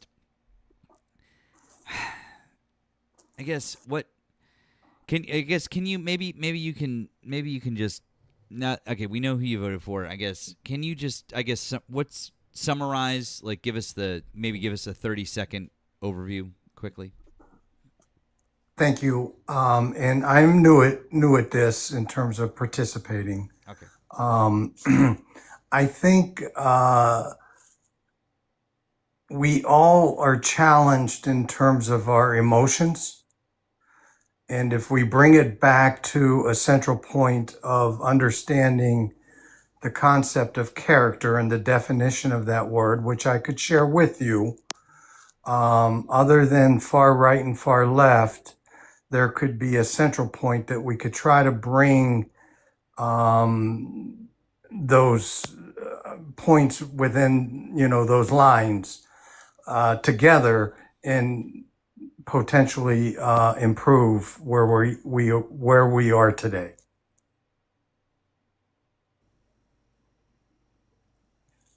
And I sense that you're not following. I'm following what you're saying. So let me put it in very simple layman terms. I think we get too emotional on both sides. You look for the MAGA extremist to have debates that, frankly, I really enjoy watching your live, and I have the utmost respect for you and Nemo. You get quite angry. And then also I listen to the other perspectives in terms of lives from the right side, and those are emotional as well. And if we can separate emotion, yeah, and okay, focus- I understand what you're saying. This has nothing to do with emotion. And by the way, I don't talk to MAGA extremists. Nemo and I don't talk to MAGA extremists. We just talk to MAGA. These are just the people who voted for Donald Trump. You might think that they're extremists, and they're not. This is literally everybody who voted for Donald Trump for the most part. And then you're like, no, that can't be. Yes, it is. Because we've been talking to them for years. They're all this way. But where did these arguments? Where did the arguments get us as a collective society? The arguments are the same that we've always had in time immemorial since this country was started, that we've had political discussions, political debates, and we've gotten upset with each other when other people do and say really terrible things. And so we're at a point now where we literally have an entire group of people in this country who think that being a fascist is okay, that having a dictator is okay, that not following the Constitution of the United States is okay, that being a racist is okay, that quoting Hitler in speeches or giving language that Adolf Hitler used is okay. That we are at a point where those things are okay. And then you're like, well, but there's the other side. Yeah, the other side, the far left? You mean the people that want universal health care? The people that want equal rights for everybody? The people that want, like, trans people to just, like, be left alone and to, like, so that they can just live their fucking lives, and gay people just to be left alone so they can live their fucking lives? And for black and brown people to not be killed at rates that are higher than others, that's what people on the left want. Those two things are not the same. We're at a point where those things just don't make fucking sense. You're 60 years old. I am 43 years old. I turned 40. Well, I turned 43 in 6 days. Okay? I remember the 90s. I remember Bill Clinton and Newt Gingrich and all of that was my time. That was when I grew up. That was when I was in high school. I remember all of that shit. Okay? This is not that. And quite frankly, what was starting back then precipitated this because of what we saw. They fucking impeached Bill Clinton because he lied under oath. That is not what impeachment was for. That's not what impeachment was for. The Republicans impeached Bill Clinton because he said a lie under oath, and now they will not impeach and remove Donald Trump, even though he has violated the Constitution more times than any president in modern history or possibly in history itself of this country. So I have every single fucking right to be really pissed off, and so do all of the 1,200 or so people that are watching that want to be pissed off. So don't come up and be like, we shouldn't be emotional, or we shouldn't, like, why are they, like, we absolutely fucking should, dude. Like, and if you don't agree with that, and you don't like it, then don't. Don't be emotional and don't be upset, but don't be surprised when the government of the United States is murdering people in the streets with a masked Gestapo, why we're getting mad about it. So I do not disagree with any point that you made. So let me ask you, is it an ultimate demise or is there a solution? A solution to where we're at now? Yes. As United States civilization, I mean, we all live in the U.S. So, I mean, is there a solution or are we going to fall like the Roman Empire? Well, Rome didn't fall in a day. No, it did not. Yeah, Rome fell over a period of centuries. It won't be in my lifetime, I'm sure, but I have I have grandchildren. Your grandchildren are going to see China become the global hegemon. So I've been saying this for a while, and I say this as someone who, even though I am very much like a socialist, I do still have this like streak of patriotism in me, where like American specific patriotism. The things that America is supposed to be is not what we are. And we have abdicated the ability, the position that we had as this shining city on a hill, or at least that we cosplayed as. We gave that away. And we did it for the sake of pride. Right? Dumb pride. And the truth is that the things that got us to that position, the whole soft power thing that we did throughout the Cold War, I mean, obviously the hard power definitely helped, but the soft power shit that we did, we're not doing that anymore. And we're rapidly isolating ourselves more and more and more. And China is not. China is there. And China is building relationships with all the people that we are alienating, all the countries that we're alienating. And our closest alliances are breaking because Nemo, of... I'm sorry, I do not want to interrupt. So my point is that your grandchildren are going to see the day when China is in the position that America has been in for, I don't know, most of your lifetime. So Nemo, maybe I think, and I have perspectives on China's behavior. I agree with their diplomacy, but I also believe that they have very poor commitments to global environment. I believe there are other components of human rights that they violate. So, I mean, to be clear, when I'm talking about China, so criticisms that I have about China, like I mean, I have criticisms related to their surveillance state and certain civil liberties. But China is, I mean, you brought up the I don't know, environmental policy thing. China is outpacing us when it comes to green energy, when it comes to nuclear energy. The whole narrative that China is burning coal and they're just using dirty fossil fuels, that was true in 2003. That's not true anymore. Like they've rapidly moved away. And do they still use coal? Sure, but the point is that they are rapidly advancing, and we are not. We are regressing, and we don't have to. That's the part that pisses me off the most, is that we don't have to. There is no reason in the world that America has to regress to using fucking coal like this is 1905 or some shit, because of some type of romantic bullshit tied up in Appalachia and those coal miners. Because to be clear, that romanticization of Appalachia, the same people who romanticize it don't want to do a goddamn thing to fix it. They don't want to fix Appalachia, and they don't give a fuck about coal miners.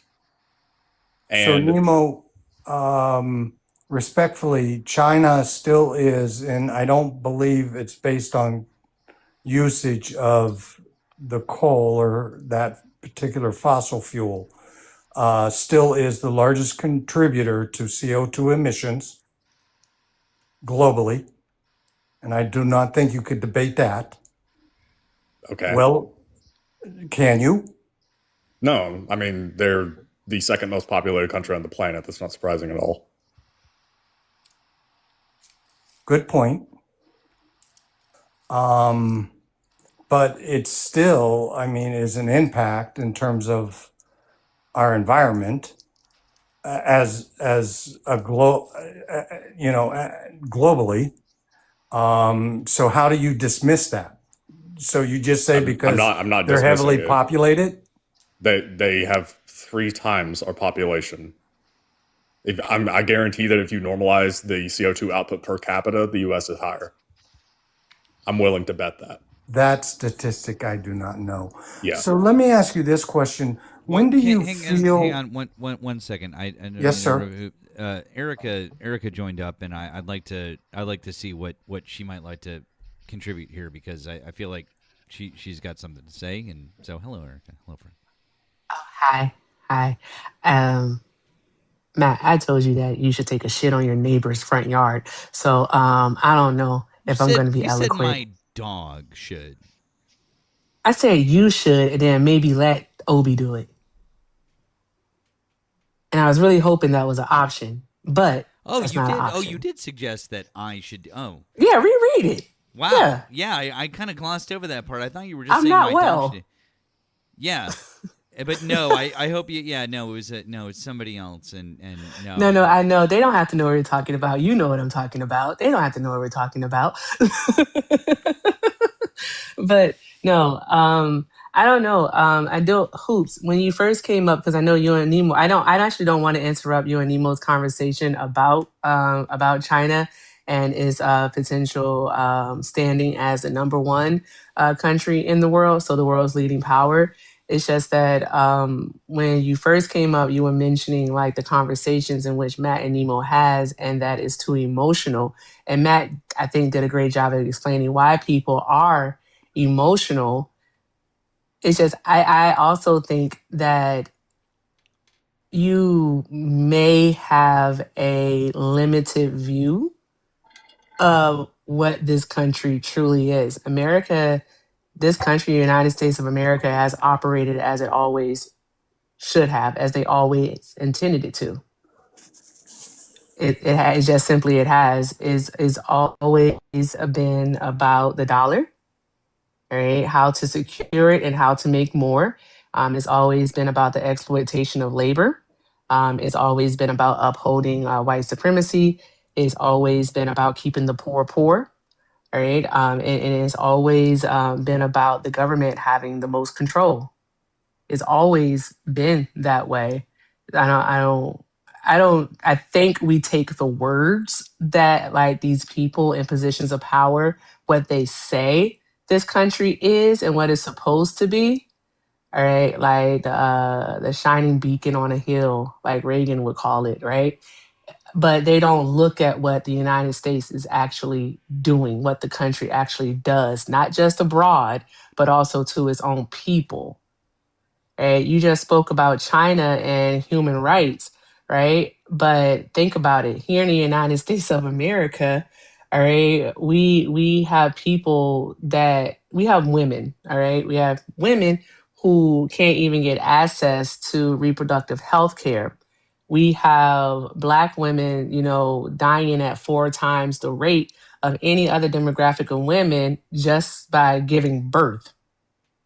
We have that. We have a justice system where I don't even say justice system. I'm going to say a criminal system, whatever, police system. All right, that has its roots in slave catching, and we have it right now where black people are killed at 6 times the rate of white people by police officers. And in most cases, those people are unarmed. We have human rights violations right here in the United States of America that do not get addressed.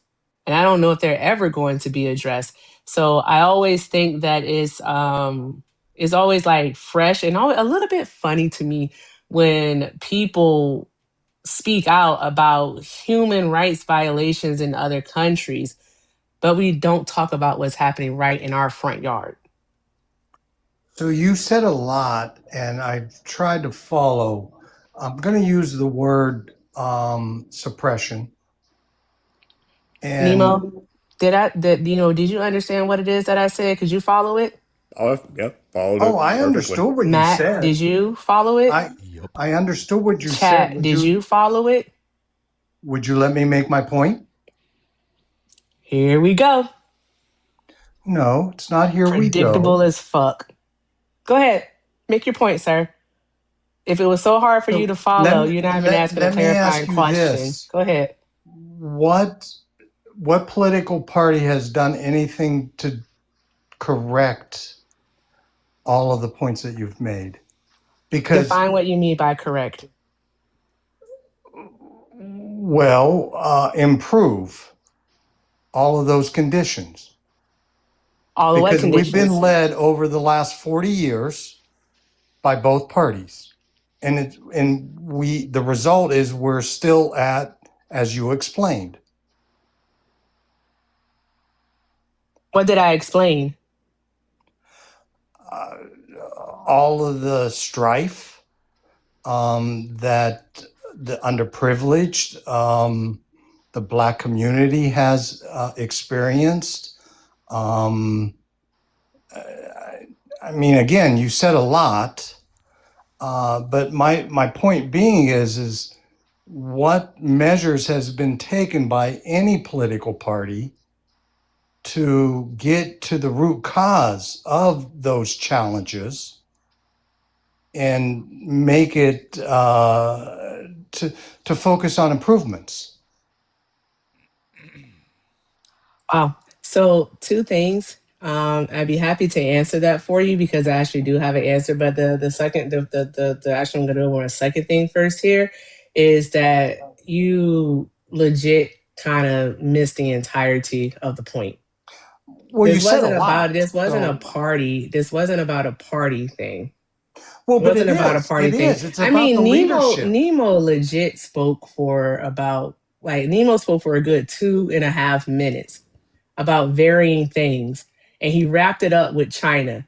I spoke for about 2.5 minutes all right, about the United States of America, all right, and how we are not this shiny beacon on the hill like Reagan would say. And I gave you examples of why we aren't, and how this country has always been what it's supposed to be. It's a capitalistic society built off of racism, off of white supremacy. All right. That was the gist of it. And you said that you couldn't follow that. That's very surprising to me, but you could somehow, some way follow Nemo. Okay, sure, we got it, buddy. All right. You can microaggress somebody else. You're not gonna microaggress me. With that being said, to answer your question, the Biden Harris administration, unbeknownst to a lot of different people, had a equity initiative in place. Because the thing is that in this country, on paper, we have equality. However, that equality is not actually equally applied. And so, what the Biden administration tried to do is they tried to address the root cause of these issues by setting up different initiatives to address them, to look into them, to get to the root cause of it. They set up the initiative to look into the maternal mortality rate, which is one thing that I mentioned. They also developed and instituted community policing programs via the Justice Department to actually hand out funding for those things. That's why we saw crime go down in cities like Baltimore, also Boston, Massachusetts, and Chicago, amongst others, because it was never supposed to actually be about equality. Right? We were supposed to be looking for equity. And the Biden Harris administration actually did take a look at that. They even set up a task force to look into the disparity in home appraisals between Black people and other demographics. They did that. And that's why we actually saw the wealth gap improve. It shrunk just a tiny bit during those 4 years, even though we had record high inflation. All right. But what we saw low unemployment, which was fantastic. We also saw people making more money than they ever had made before. And we saw Black folks, all right, closing in on a wealth gap. Was it by leaps and bounds? No, but it finally started to shrink after remaining so wide for so many decades. It was about equity. Even looking into things like sickle cell. I hope I'm not saying too much. I hope you get the gist of it, that these are just examples and you don't have to address the examples one by one. That the whole point is that you asked who has tried to make corrections for it. I'm telling you, the Biden Harris administration was doing an initiative of equity. That was their policy, that was their plan. So I apologize for my ignorance. I give you a W for your explanation. I don't need a W. Well, respectfully, I do. Because I am one, I guess maybe my point is I'm trying to learn. I do have some ignorance. And maybe I can, people where I'm at, I'm not the far right. I've been Republican. I vote Republican in other segments in terms of federal and state elections. This is helping me better understand. So again, I give you the utmost respect. You make tremendous points, and I thank you for your perspective.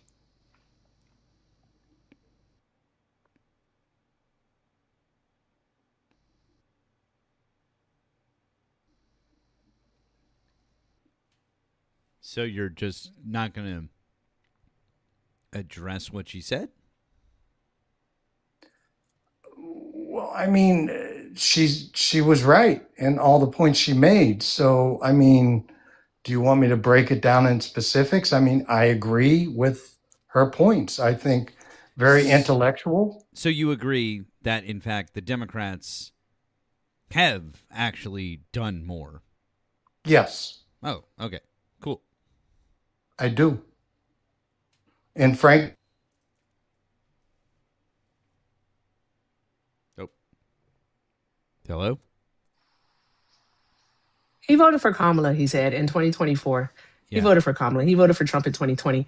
But the thing is that back to the emotional part of it, what's happening is that the facade of who America was supposed to be, or who it's supposed to be, I think I said it right the first time, is actually being torn down. And what is happening is that we have a large sect of the population, all right, who is more than happy to show the world what this country is. Donald Trump doesn't want globalization. He doesn't want that at all. He wants isolation. And he has people who are willing to support that. Oh, he left?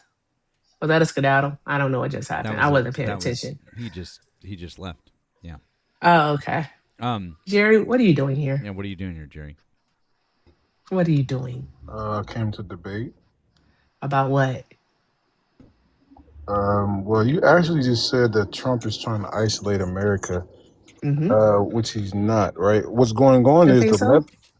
the left is trying to isolate us and our allies with Israel by trying to do this this anti-Semitic conspiracy theory that the quote unquote Israel controls America. No, Israel is our bitch. Last time I checked, right?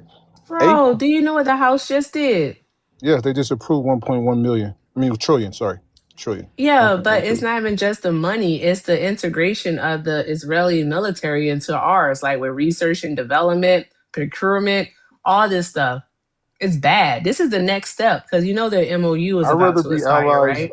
I'd rather Israel be a part of us than Puerto Rico. Israel's a net positive. What? Why the hell is Puerto What? Rico a part of America? I'd rather replace Israel with Puerto Rico Lord, here we any go, time of the Jerry. day. It's a net negative on our economy. So, Jerry, Jerry Lutre. yeah. So Jerry, if that's the case, if that's the case, then if it's just that Israel is our bitch, as you term it, right? Correct. Cool. Why is it that every single ceasefire that we've tried to start with Iran or with Hezbollah or with Hamas, Israel has been the one to break it? It's called good cop, bad cop, right? No, that's not what good cop, bad cop is. That's not what that is. If they're supposed to be our bitch and they do what we say, we want a ceasefire. Why do they break the ceasefire?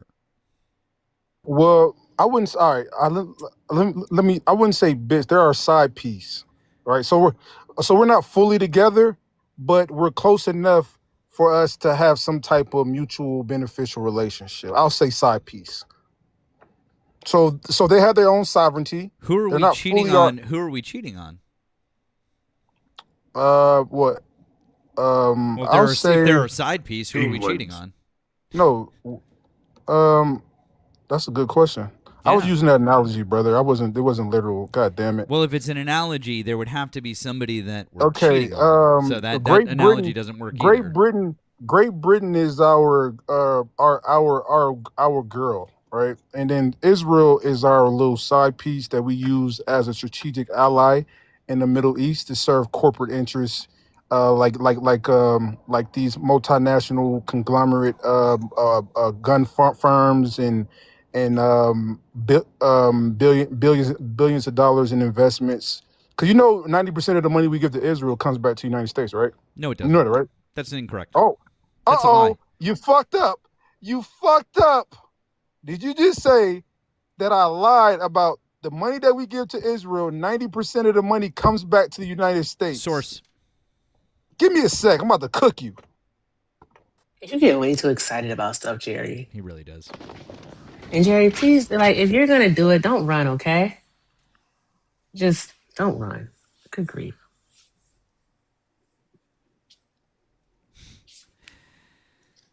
You don't have hope music? Do y'all hear me? I don't. Yes. Do y'all hear me? I Mm-hmm. literally never ran from a debate. I live for this. You've literally run from my panel at least 3 different times, Jerry, but that's okay.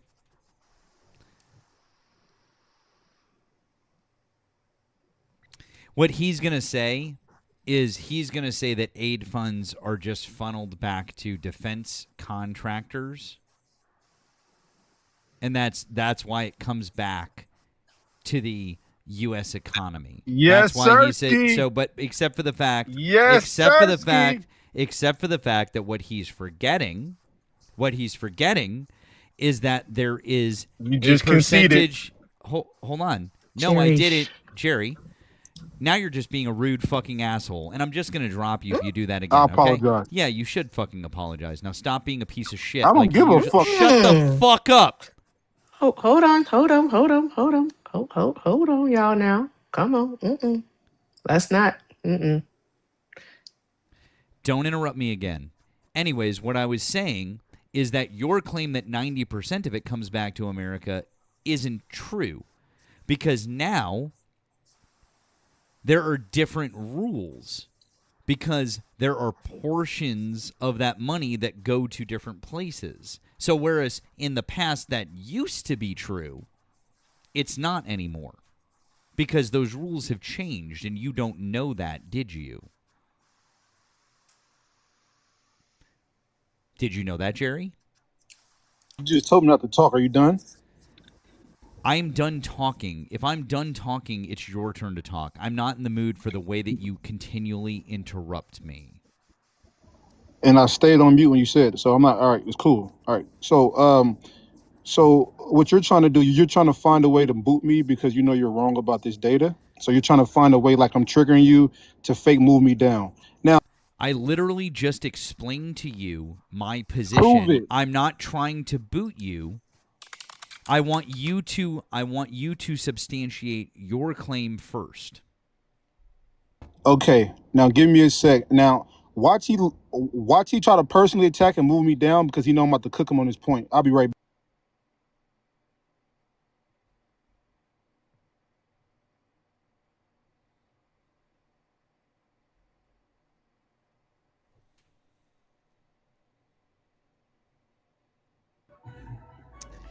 She crashed out. Hi, are you a Trump supporter?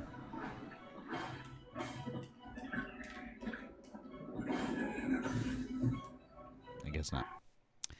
Guys, if you voted for Donald Trump, you can hop in the box, or you can give us a ring on the tube or on Twitch. Either way. No, I dropped him. I just have no desire to talk to Jerry. Oh, he left. Oh. Nope. No desire. So what's happening is that this is like the first step, what they did today in Congress, even though it has to get through the Senate and is unlikely to get through the Senate, because supposedly this whole, this is the Recon 3.0 bill. This whole bill like includes, what is it? The Save America Act provisions also. And that can't pass because the Senate's not going to pass, is not going to pass it with that in there. So there's that part. I was reading it also includes some other things, but I don't remember. But I do remember Save America. I think I was reading it on Politico. But anywho, this bill that they did, what's going to happen with this is that this is the first step to them pretty much being able to bypass Congress when it comes to Israel getting weapons from the United States of America. I'm not a Pisces. I'm not a Pisces. You're talking about the NDAA, the provision they put in there. Yeah. And Yeah. just I think it's section 219. Yeah, and just to be clear real quick, what I was talking about is what Jerry doesn't know about is what's called offshore procurement. And offshore procurement used to allow and can still allow up to 30% of the money that we give to Israel to go to their own defense agencies and defense contractors, which means the 90% number that he just tried to claim is false. So, no, it's not true. A lot of that money certainly does come back here, but not 90% of it. Sorry. I want to know what 7 Democrats voted yes on this bill.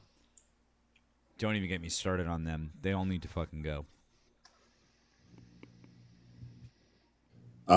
Tennis guy in the chat. Explain which part. I said a few things. Explain which part. Be specific. Probably the getting weapons to Israel part.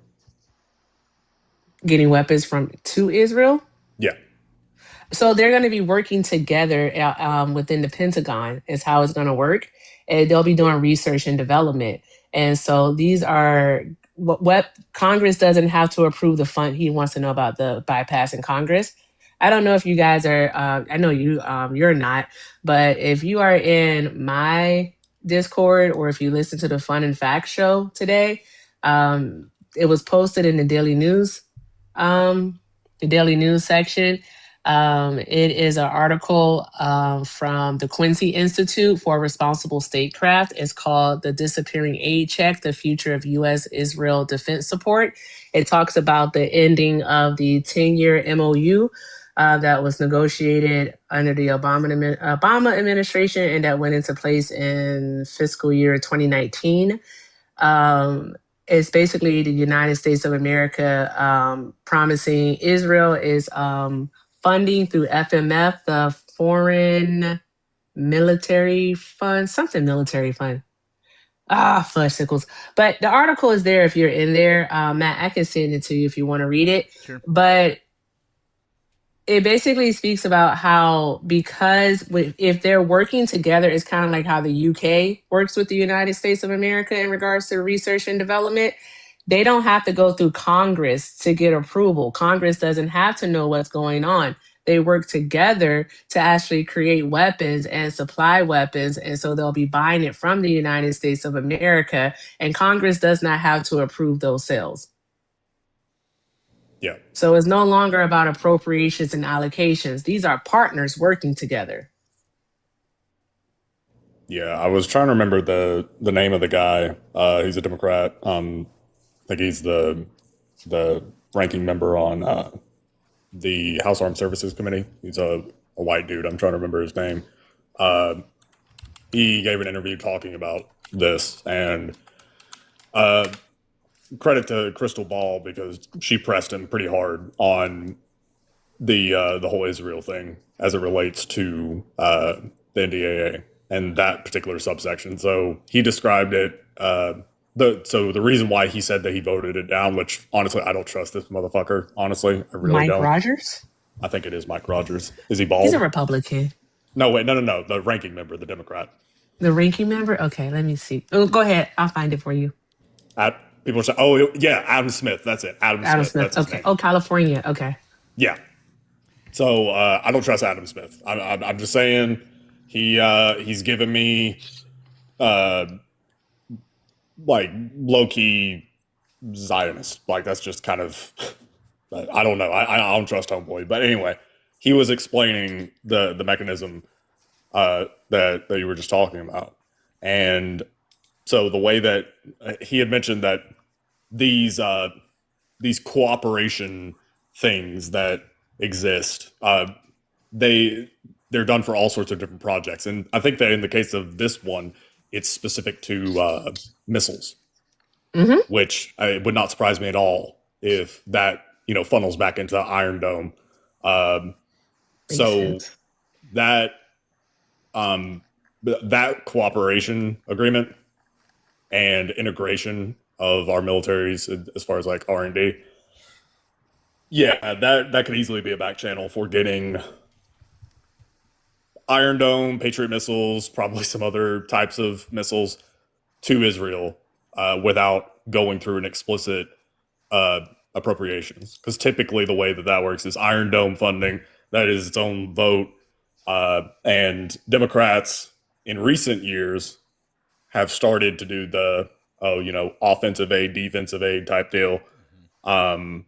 So I bet that this is trying to head that off at the pass to just avoid running into a situation where there are enough Democrats that are pushing no offensive aid to Israel or even holding Iron Dome hostage. I have a feeling that's probably what this is all about. Interesting. Probably. Very interesting. Hey, I'll send you the interview I'm talking about. I appreciate that. Thank you. Real quick, I just want to say thank you to our friend Wesley. Thank you, Wesley. You said whoever gets the presidency next is going to have to spend most of their first term walking back all the stupid bullshit MAGA keeps signing off on. Yeah, agreed with that. And also want to say thank you to Pamela on the Blue app. Just said, being Matt. That is me. Thank you for me being me. You're welcome. So there you go. When it came to this thing right here, though, I didn't. I'll be perfectly honest. I didn't know it was something that they were currently working on. And the reason why I found this is because you're gonna laugh at this. I was in someone's live, and multiple different like topics were happening at once, and was talking about like the aid. Oh, you have a guest. Well, you can finish your thought, Erika. I'll try to make it quick. Anywho, it was someone in the comment section was telling me that I was wrong about the United States and Israel and how we need to cut ties with Israel. And they were like, well, they're already cutting ties with each other. And I'm like, no, they're not. And they're like, yes, they are, because that funding is going to end at the end of 2028. And I was like, no, the fuck it's not. And so you know how I am, Matt. I get to researching and all that jazz. And I'm like, huh. Okay, the 10-year, they left. Oh, no patience. But the 10-year MOU is about to expire in September of 2028. Or not even September, yeah, September of 2028 at the end of fiscal year 28. And I'm reading, and I see, oh shit, they're trying to go the procurement route. They no longer want to go through Congress. That's crazy. So I'm telling this person that that's what they're trying to do. And she's like, well, I'm Israeli and I know what I'm talking about because I do this for a living. And I'm all like, well, you don't know what the fuck you're talking about because obviously they didn't give you the updated memo. Whatever. Obviously not.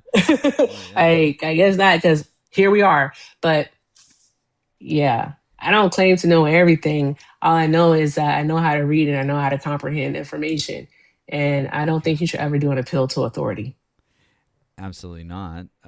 Jay Wood, hello. What's going on? Hey, what's up? What did you want to talk about? I don't know. I've seen a lot of lives and like with your live too, and I'll make this quick so I can hop off and continue. And Trump is destroying America, or like, why did you vote for Trump and things like that. They're valid questions, and they're valid questions that need to be asked and answered. I don't know where we go after this, though. And what I mean by that is, no matter, I don't think the Republicans are going to win the midterms. I don't think anybody does. I mean, it's hard enough to win it as incumbent is anyway with everything they got going against them. They ought to not win. They'll probably get blown out. But after that, it doesn't matter. I guess that's what I'm saying. Like, if you supported Trump, it doesn't matter. Maybe it does in some cases, depending on what you're talking about. But, like, I just don't understand where the fascination with Trump comes in, is what I'm saying. And maybe I'll have to tune in later on after that. You know what I mean? When you say fascination with Trump, like what are you referencing?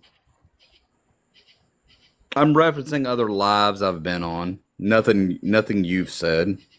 I can't accuse you of anything you haven't done, so I'm not going to do that.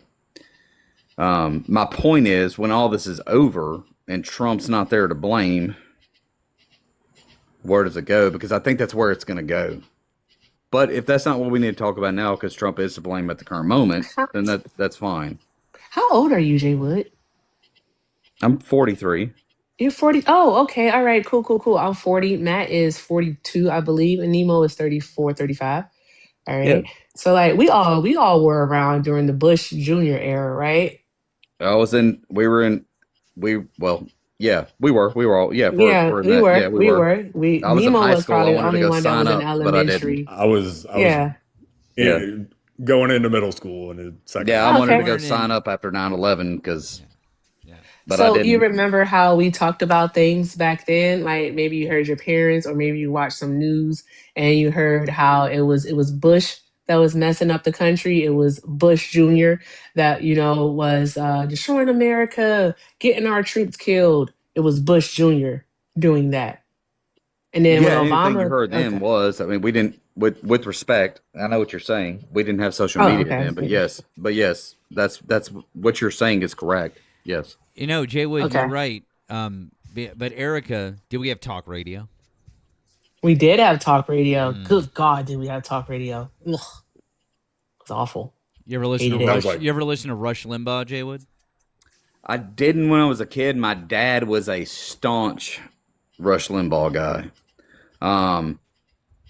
I didn't listen to him much out of high school. Probably about 5 or 6 years out of high school, I started listening to him. Yes. My point being That's just that me it being doesn't. completely My honest point with being, you. you're right. But my point being that it doesn't matter that we didn't have social media because you and I are the same age. It doesn't matter. We had Rush Limbaugh or we had other people like this. This shit has been going on for fucking ever. And then before that, Sure. we had other shit. So like, it doesn't really matter.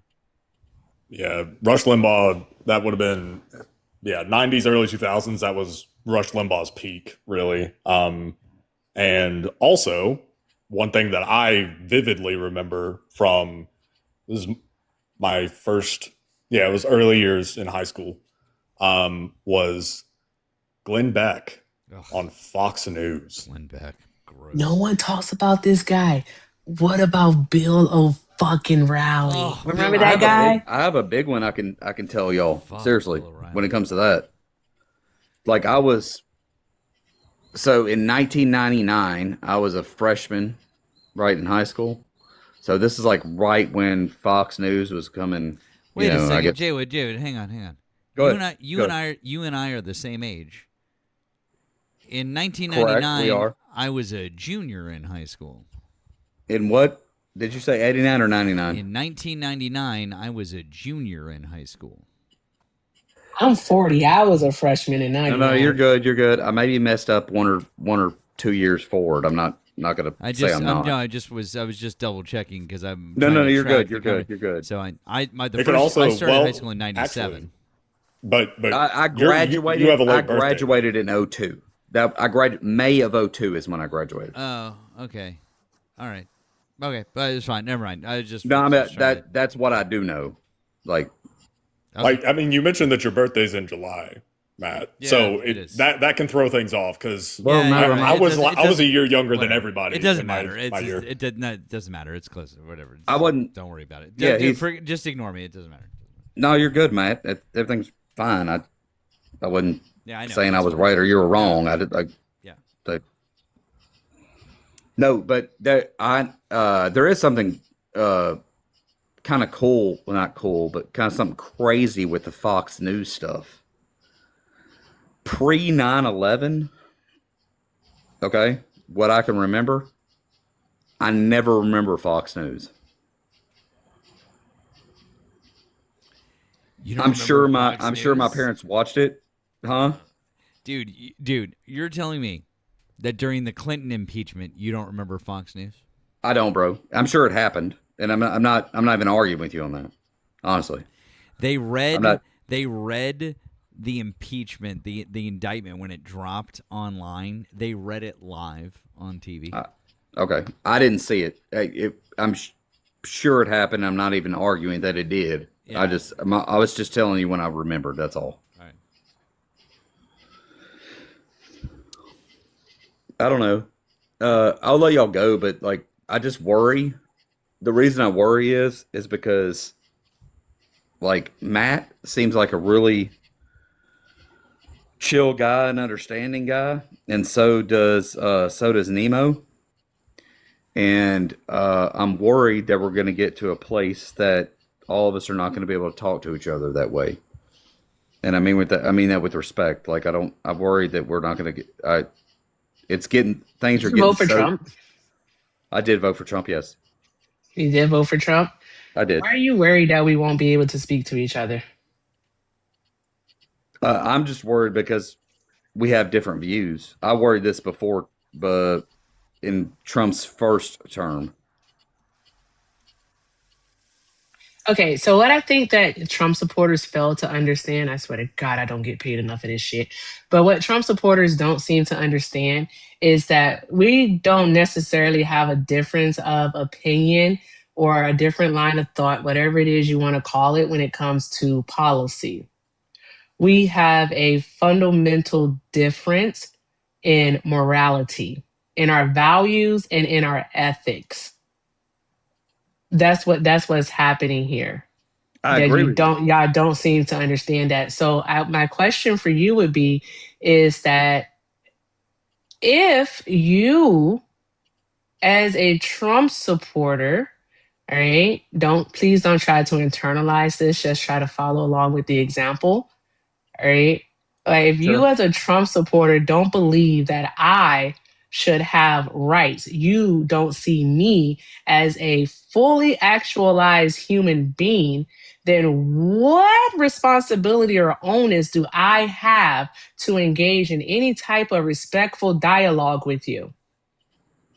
The same would go for Nemo. The same. Like if you can't see a disabled person as a human being, and you don't think that a disabled person has, all the rights that you have, all right, then what duty do they have to engage with you in a respectful manner? The same goes for anyone in the LGBT space, in that community. All right. The same goes for any marginalized person.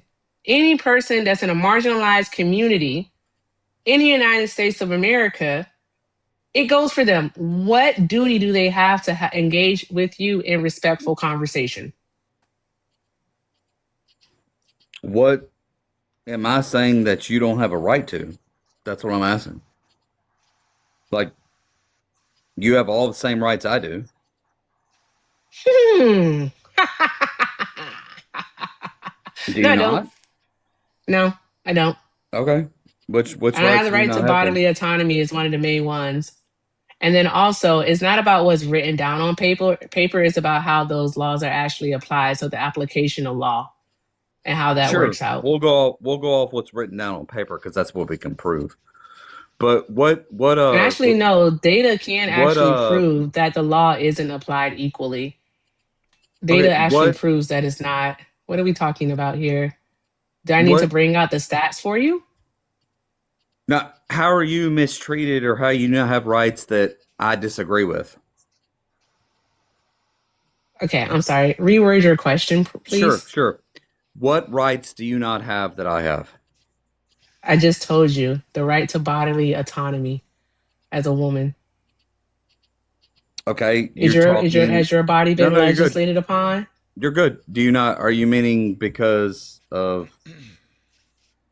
I'm assuming I This can one shouldn't say. be hard. You No, can say I'm assuming I abortion. can say the AB word. You can say Matt, abortion. I don't It's know. fine. You can say abortion. Huh? It's fine. You can I say literally abortion. Okay. just said abortion. I just didn't know. I was just asking. I was making sure. I didn't want to It's fine. ruin anybody's It's life fine. or You anything. can say it. It's fine. Okay.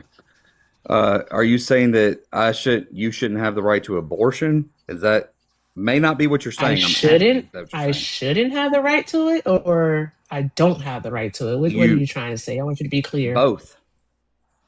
I'm sorry, what? Both. Why would I say I shouldn't have the right to my own bodily autonomy? Why would I say that? I Thank don't you, know. Matt. You telling me that you're not listening.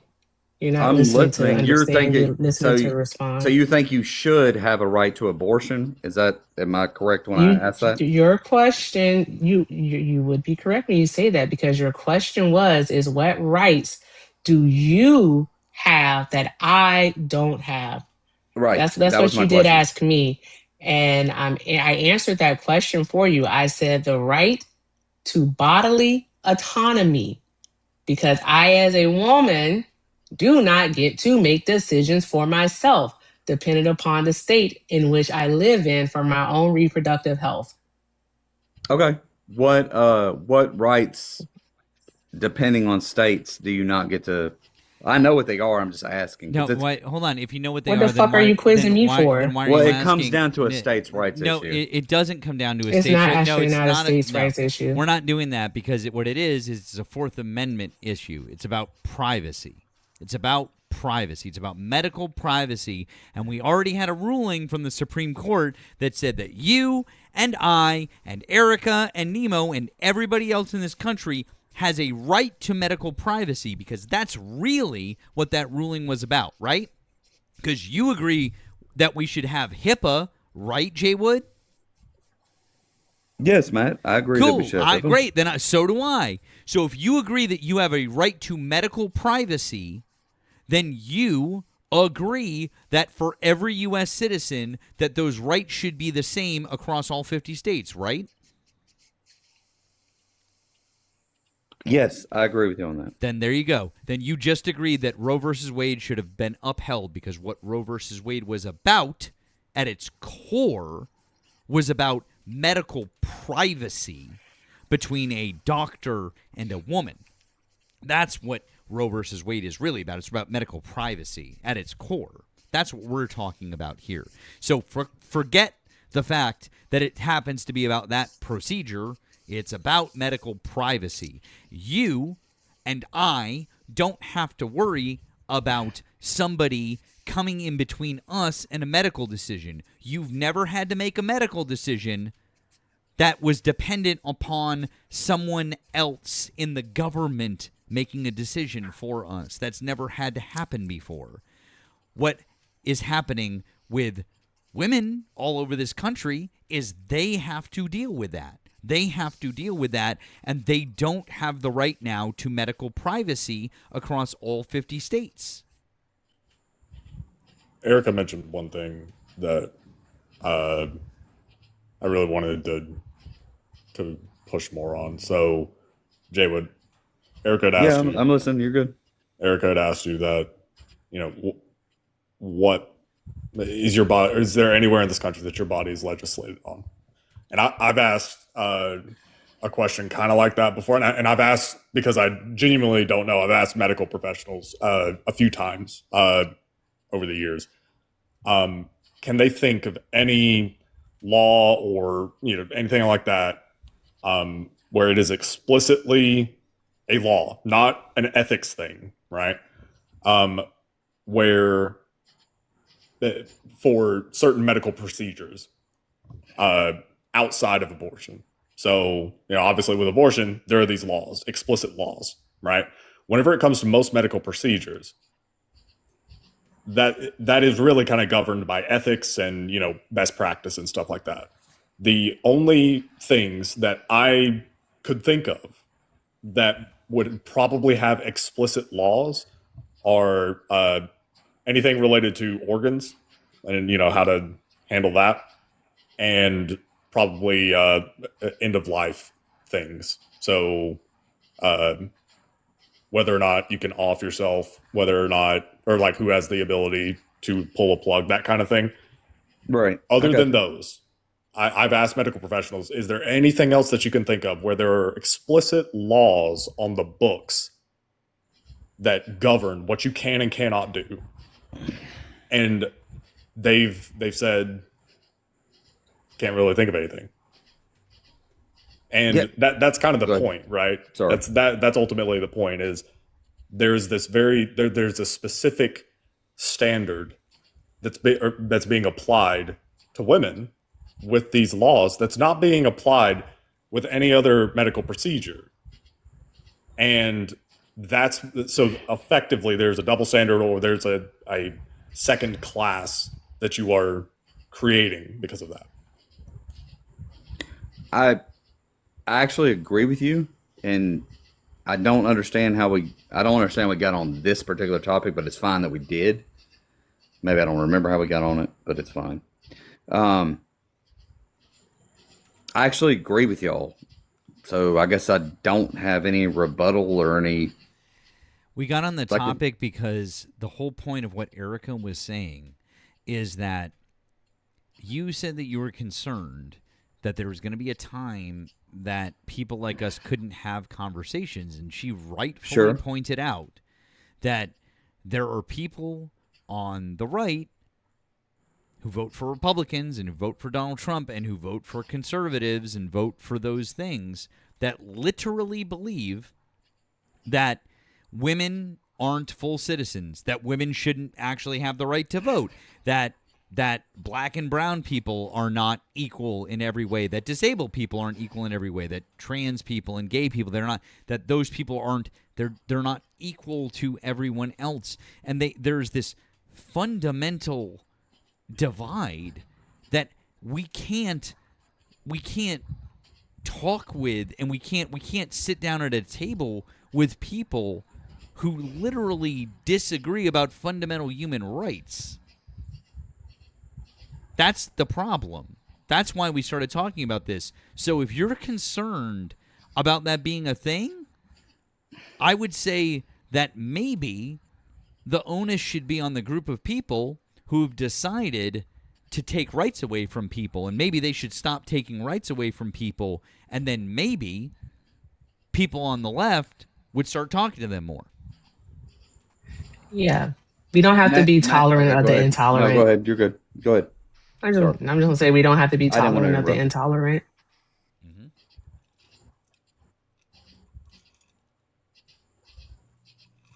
Yeah. To answer your question about, where does it go after Trump? Because I think that you might be thinking that, the hang up with the left is, or with some people on the left, is Trump himself. Because, Trump is an asshole. And so because he's an asshole, there are people on the left that don't like him. And that, if he was someone else, if he was nice, then there wouldn't be as much attention or hatred or division or opposition towards him. And that's just not the case. I've mentioned before that, and I mean, you kind of touched on it earlier, like Bush was, a lot of his policy is similar to Trump's. Like it's what's called neoconservative. And I've referred to Donald Trump as a neocon. It's neoconservative bullshit that's dressed up in this weird populist thing. But the point is that Bush had this air of respectability, right? He conducted himself differently from Trump. Now, at the time, people were like, I mean, Bush is kind of a dumbass, right? I mean, there were all sorts of people that would make fun of Bush, right? But there were also these moments in his presidency where he acted presidential. With Trump, that's not the case. The truth is that people still opposed George W. Bush, rightfully so, even though he was, I don't know, a leader. You're like, acted like a grown-up in the office. It didn't matter, right? People still opposed him. I understand what you're saying. So it's not really like the personality, right? And so if you remove Trump and keep the policy, people will still absolutely have these same conversations, the same opposition, because it's the policy. Like Trump being an asshole really it just makes it easier, I guess. But if you were to replace him with JD Vance or Marco Rubio, yeah, the conversations would still occur because the policy is going to be the same. Okay, I understand that. That's actually a very good explanation. No, that's a really good explanation. And Matt and Nemo, y'all talk logically. Sometimes I listen to y'all in the background. You may say I'm there, you may not. I don't know. It doesn't matter. But I listen to what y'all talk about, and y'all talk rationally. And sometimes when I come on here, y'all don't do it to me. I'm not saying that. But like, I'm just trying to have rational conversations with y'all about things. And y'all are good about it. Like, y'all have rational conversations about those things. So it's just, I just don't know. The point I'm making with that is y'all will talk to people, but a lot of other people won't talk to people on the other side. Maybe for good reason in some cases. But we'll never get anywhere no matter what side we're on if we don't talk. we don't have to agree, and we can shun each other when we let each other go, but we'll never get anywhere if we don't try to at least see eye to eye. Try to. So, you know what I mean? I mean, this is something that we've been hearing more, where it's like, where do we go from here? How do we come back together? That kind of thing. And we hear it a lot from Trump supporters who regret their vote because Trump is mask off at this point, and he is fully shitting the bed. There were people that, I guess, reined in some of his worst impulses in his first term, and I'm saying that in like he was still fucking terrible, but there were people that were, I guess, adults in the room. That's not the case anymore. The adults in the room are loyal to him, and they're yes men. They will say yes, and that was intentional this time around. Sure. So he doesn't have anybody pushing back at all. And so the point is that as far as, the coming together, the where do we go from here? People who regret their vote for Trump. Okay, cool. That's step one. Sorry, my dog was talking. You're good. What kind of dog do you have? It's a little Pomchi. So she thinks that she's a badass, and yeah, she's got to guard the house from noises. Anyway, so I'll try and turn down my mic a little bit just so it doesn't pick up the background. Anyway, so what was I saying? Oh, did y'all see this dude's comment? This is hilarious. I'm sorry. So people who regret their vote for Trump, that's going to be step one in the whole coming back together thing. But also, I think that there are a lot of Trump supporters that when they say that, they're coming here with conditions. I'm not saying you are. I'm just saying that there are Trump supporters who are coming here with conditions, where coming back together only occurs if they are comfortable with what the people that they are talking to are proposing. And there should be discomfort, right? The regret of the vote is kind of it reveals that yes, your decision was wrong, and so the best way to go to resolve that is to not try and make another decision for the next step. I think that a lot of Trump supporters insist on saying, okay, well, I want to be included in the decision-making process. No, your track record with decisions is not good. If you want to be a part of the healing, fine, but you're not going to be making the decisions like in the conversation as far as like the direction of policy. And I think that a lot of Trump supporters insist on being like, well, we can come together, but do we really have to talk about trans people? And it's like, dude, this is the problem. Do we really have to talk about racism? Yeah, Why do we gotta make everything about race? Why you guys make everything about race? Why do we have to just hate America?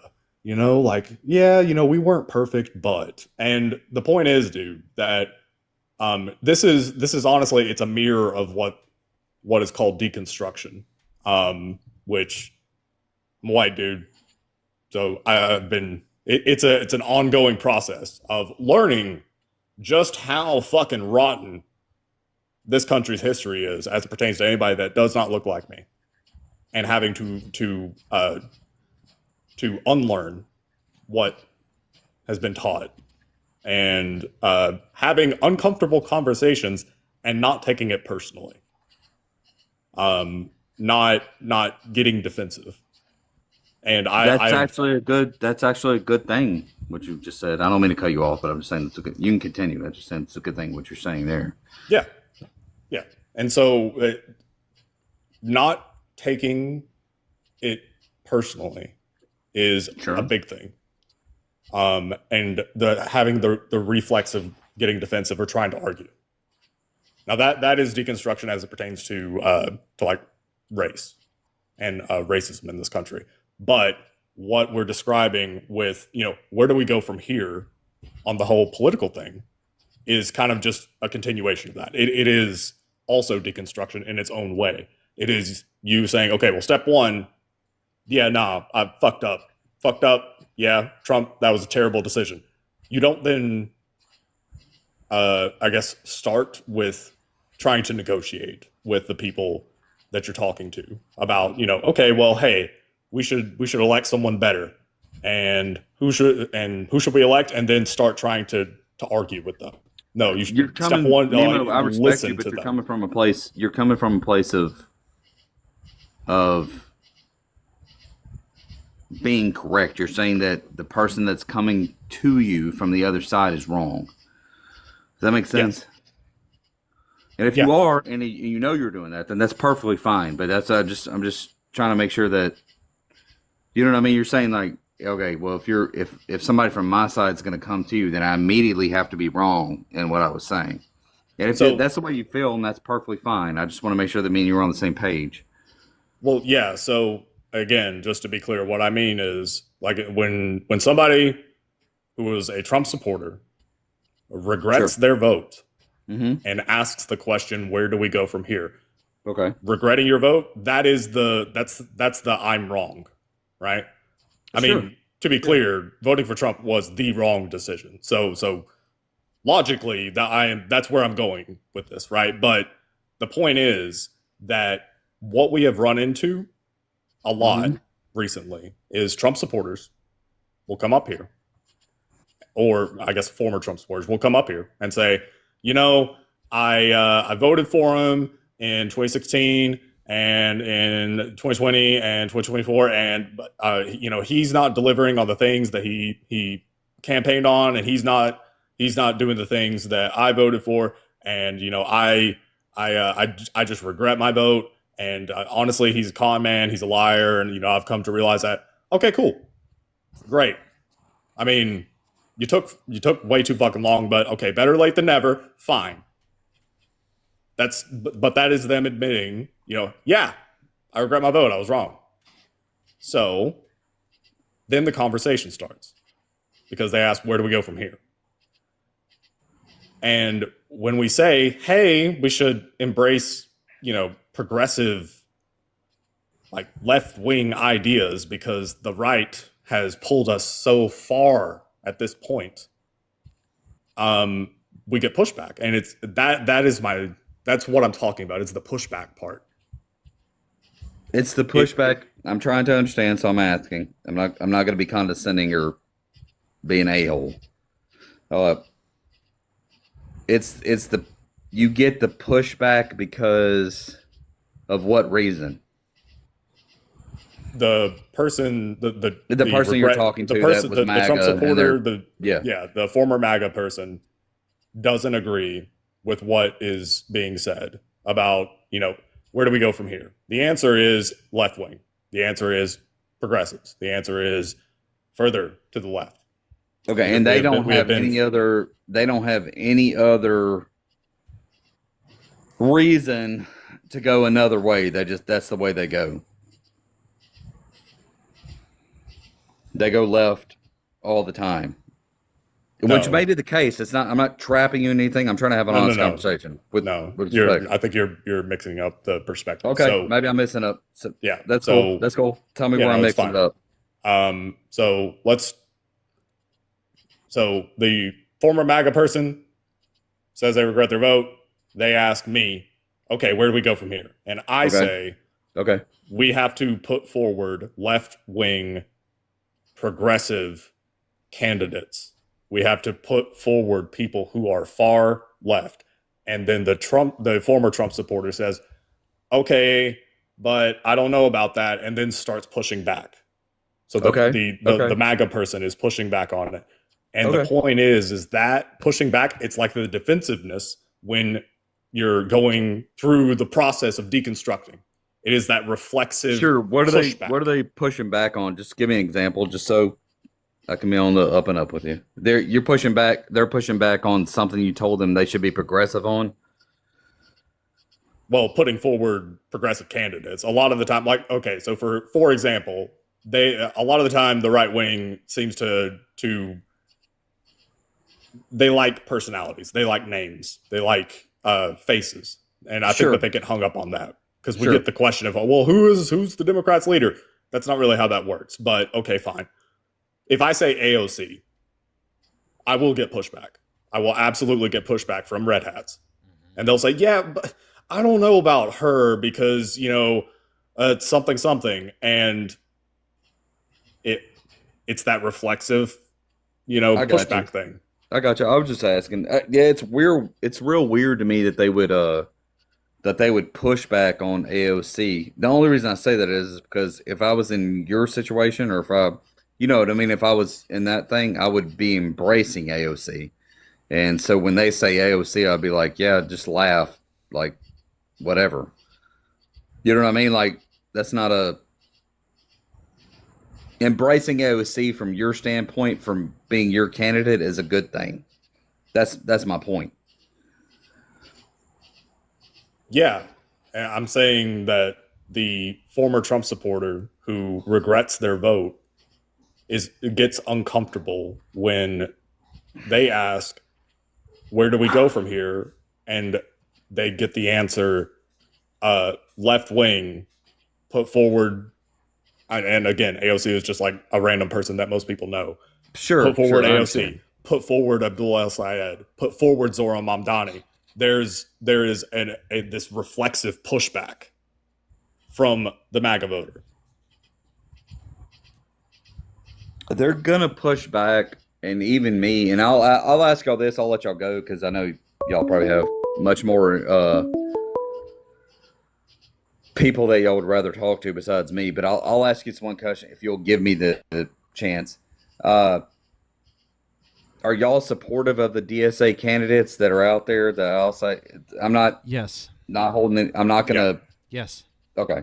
All right. Cool. That's cool. I'm glad y'all are.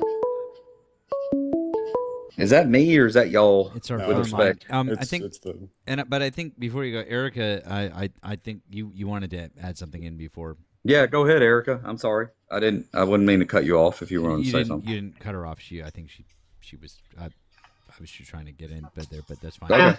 Very cool. I'll be quiet. Not now. I don't care that much while the person's here. Fair enough. Okay. All right. Y'all, you do, Matt, though, honestly, because I do have a lot of respect for you. I do, because you've let me up here and let me talk to you. You don't see any issues with the DSA candidates? The candidates that have declared themselves DSA. I'm not speaking for everybody. What issues should I have with them? I have some issues with the get rid of the Senate, get rid of the police, get rid of the prison system. Those are the things I've read. Okay. Those are the things that me personally have an issue with. You know what I mean?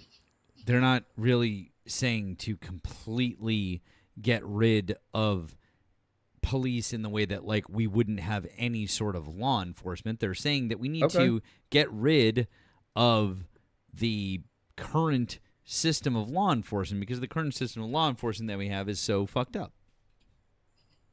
Okay, fair enough. And we spend way too much money on the police and the police state. So like prisons, for example, it's not about abolishing prison. It's about getting rid of private prisons, the carceral state, right? Because we, at America, which, we love to be like, oh yeah, freedom, all that shit, right? As far as countries worldwide, we looked at this the other night, and I want to say we were number 5 out of all countries globally with the number of like per capita, how many people are in prison. We were number 5. But The, y'all understand how? the other, Do you understand how some of that would come across wrong for some people? no, I'm just like, no. Well, okay, yes, I do. I do understand how it come across wrong for people who just look at a headline and don't do anything else. And so I have zero sympathy for those people who just look at a headline and then take it for face value and then run with it. So, do I understand why it would come off that way? Sure. Do I have any sympathy for those people? And do I think that they're fucking stupid? Yep. Do I have any sympathy for them? No. Do I think they're fucking stupid? Yes. Because I don't just look at a headline and go, "Oh wow, that's a thing," and then go on with my day. I'm like, "Oh wow, let me read that. Let me look. Oh, wait a second. They fundamentally disagree with the fact that policing in this country is fucked up. And our prison system is fucked up. And the way that we do things is way different than the rest of the world. And that's why we have the highest fucking rate of incarceration in the entire fucking world. It's fucked up. Like, maybe we shouldn't do that anymore. Or when we talk about abolishing the Senate, what they're talking about is they're saying that we need some sort of reform and maybe a potential reorganization, because the Senate is 100 people, and those 100 people, there's 2 senators from every single state. And that means that if you live in California, that has tens of millions of people, you get 2 senators that represent you. And if you live in Vermont, that has less than 1 million people, you get 2 senators that represent you. And then you'll go, wait a second, well, hold on, but there's the House of Representatives. The House of Representatives doesn't equally represent you and doesn't equally represent us, because they've capped the number of representatives that we can have. So that doesn't even equally represent us. So when they say things like that, what they're really saying is we need equal representation. That's all. That's what it is. It's proposals to try and push the conversation forward and say we need equal representation. But anyone who's just looking for a headline, and anyone who just watches Fox News will go, they want to abolish the Senate. They want to abolish the police. They're goddamn commies. That's all that they would say. And we're like, no, we would like everyone to have equal representation, because that's Matt, a democracy. With respect, you're educated on that. And I'm not right. educated on it. I literally just saw that one day, and then I went to their website, and it took me about 20 seconds to click on the platform item on the DSA Pi and read what they had to say about it, dude. Like, not everybody's that way, though. That's what I'm saying. That's their fucking problem. That is their fucking problem. It is not my problem. It is not Erika's problem. It's not Nemo's problem. It is not any of our goddamn problem that people are too fucking stupid to literally click on a fucking website or do a fucking Google search to find something else that is so fucking simple to find out, or that they couldn't find out what was Kamala Harris's policy. She didn't have any policies. Her website literally laid out fucking policy after policy after policy. Whereas Donald Trump had no fucking policies, but you could have taken a 10-second Google search to go and find it. I tell that to people all the time. And they're like, no, it didn't. No, it didn't. Yes, it did. Yes, it did. This literally isn't a problem about people being educated or not educated. This is a problem with people just being lazy and shitty, and they don't want to know, because what they want is they want Fox News to tell them how to think. That's what they want. That is what conservatives want. Conservatives are the biggest cucks in the entire fucking world, because all that conservatives want is for someone to tell them how to think and what to think. If you are a conservative, that is what you want. You want someone to tell you how to think about shit. That is what Fox News is. That is what OAN is. That is what all of these things are. They tell you what you should think about that. So when they run a headline that the Democratic Socialists want to abolish the Senate, then people just run with that. And they don't look into it. They don't take a 5-second fucking Google search. They don't go to a fucking website. They can just go to Google right now and they can just go DSA, Senate, abolish. What does that mean? Oh, geez, the first thing is the Fox News thing. Boy, oh, geez. Well, wait a second. These are all news articles. Huh. What's the DSA's website? Let's see. I learned DSA about the website. Senate. Huh. Oh, wait. Here's the Democratic Socialists of America's website. Oh, wait a second. Now I can just read about like their platforms. And I could read about what they want. And then I'll know exactly what they're saying. Like, it's that fucking simple. Look how quickly I got there. Look how quickly I could find out what the fuck is going on. I guess I agree with everything you're saying, Matt. Honestly, I don't. So I don't give a fuck. I don't give a fuck how educated somebody is. I don't fucking care. My fucking daughter knows how to do a fucking Google search, and she is 10 years old. People are lazy, and they are stupid, and they basically want somebody else to tell them what to think. And the people that want that are conservatives. They're Republicans. That's it. And if you don't like that, fuck off. Fuck off, because look in the fucking mirror, conservatives. Look in the fucking mirror. That is what you want, because you couldn't be fucking bothered to spend 10 fucking seconds to go to a website and read about it on your own. No, I didn't mean to get you riled up. I'm sorry. I'll drop off. Literally, I'm sorry. I didn't mean to. You don't have to drop off. Like that. I'm just telling you. Well, I'm just saying, telling you, dude, that like this is it. This is the reason. It's not because like, oh, I'm so educated. Oh, look at me, blah, blah, blah. I'm a dad. I work. I do all these different things. It's not because I'm Mr. Dialed In guy. It's because if I see a headline that I think is even a little bit suspect, I'm like, wow, people want to abolish the Senate? Jeez, let me look into that. And Matt, I don't think you're wrong. I don't think you're wrong, because for me being a conservative, what do you think I learned? What do you think I heard when I said that when the DSA wanted to abolish the Senate?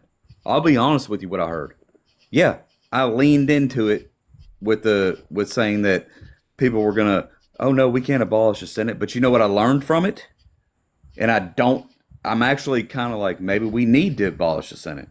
Honestly, straight up, I learned from it that the Senate was, and you can correct me if I'm wrong, but the Senate was mainly put there from the mass landowners from each state and the richest people from each state, so they would have a voice.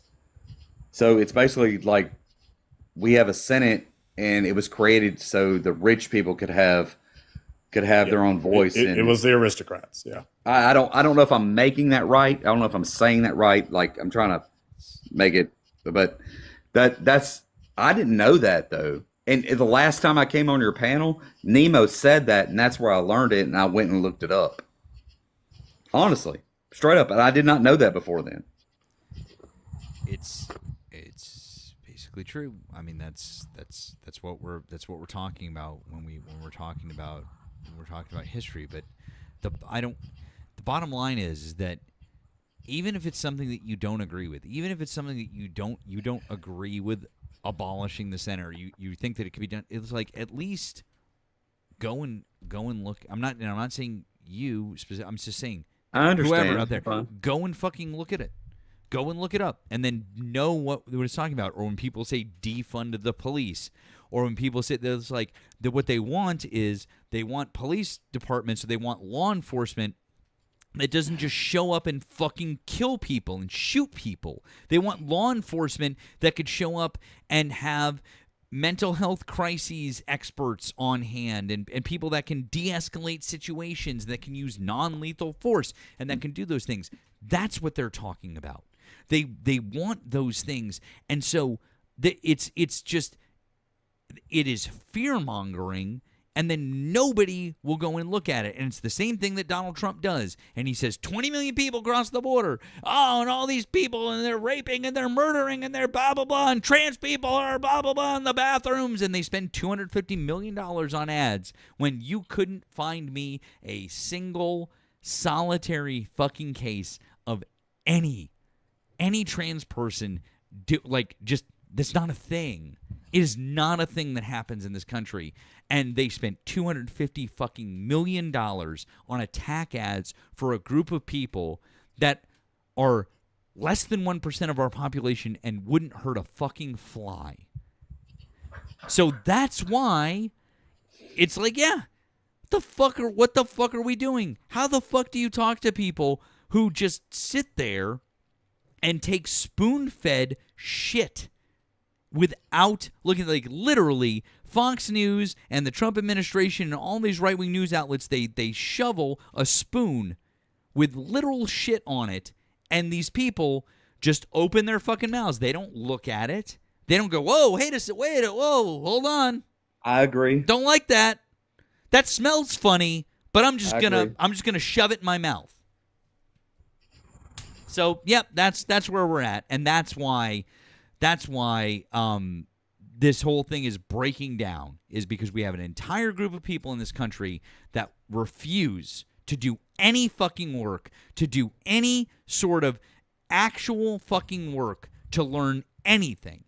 They just want to hate people. They just want to be afraid of people, and they just want to crawl into their little fucking shells and be fucking the white people. They're against white people. They're against Christians. They hate us. They hate us. No, they don't. No one does. God damn it. You're good, Matt. No worries. And what you said was, what you're saying is correct. What you're saying is correct. You know what I mean? So, y'all need to probably reset and go on a different thing. I don't want to make Matt's live like this. So, y'all go on. I'll go on. But thanks for talking, Matt. Seriously. All right, Jared. Have a good night. You too.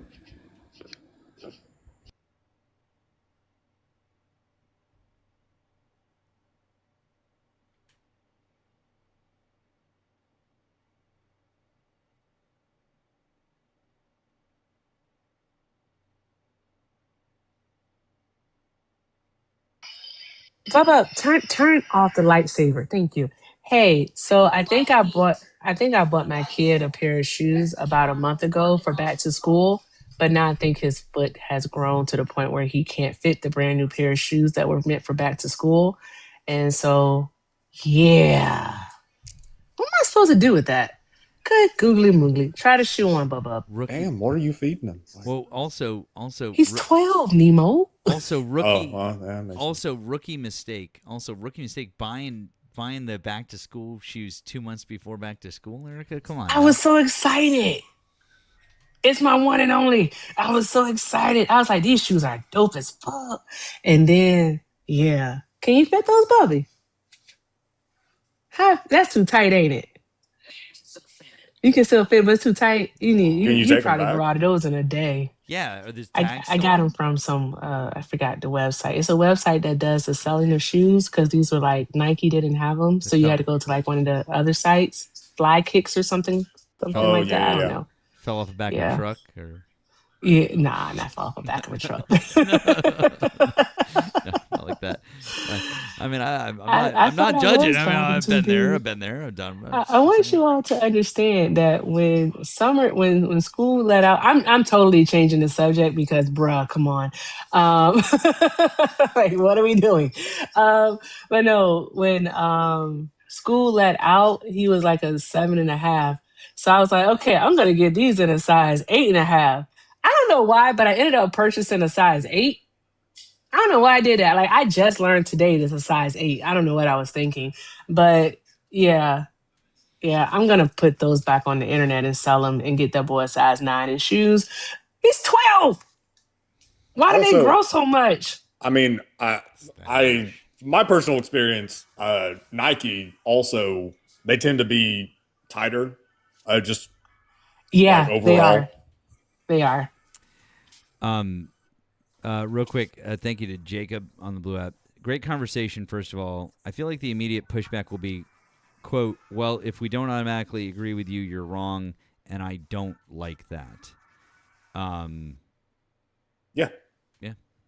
I mean, like, that's what I was trying to explain, is that having these conversations where, you know, we are asked, okay, where do we go from here? And then we provide an answer, and then it turns into like a fucking negotiation. That's the annoying part. That's the part where it's like, okay, you're not actually learning. Like, we're just kind of rehashing the same shit that we did before the election. Of like, oh, I don't know about, you know, trans people. Like, you know, do they really need to go to the bathroom? Yeah, that type of shit. Like, the point is that you have admitted that you fucked up and you made a bad decision. So at least have the humility to not presume to know more or know better than the person you are asking, where do we go from here? Real quick, I want to say thank you to the L Hollywood over on the tube. Said, I'm new here. I really enjoy the vibes. Thanks, Matt, Nemo, and Erika. Thank you, friend. Thank you to Eric. Says he won't let go of the racism. Book it. Potentially. Jay Wood, he's got, you know, there's some different ideas.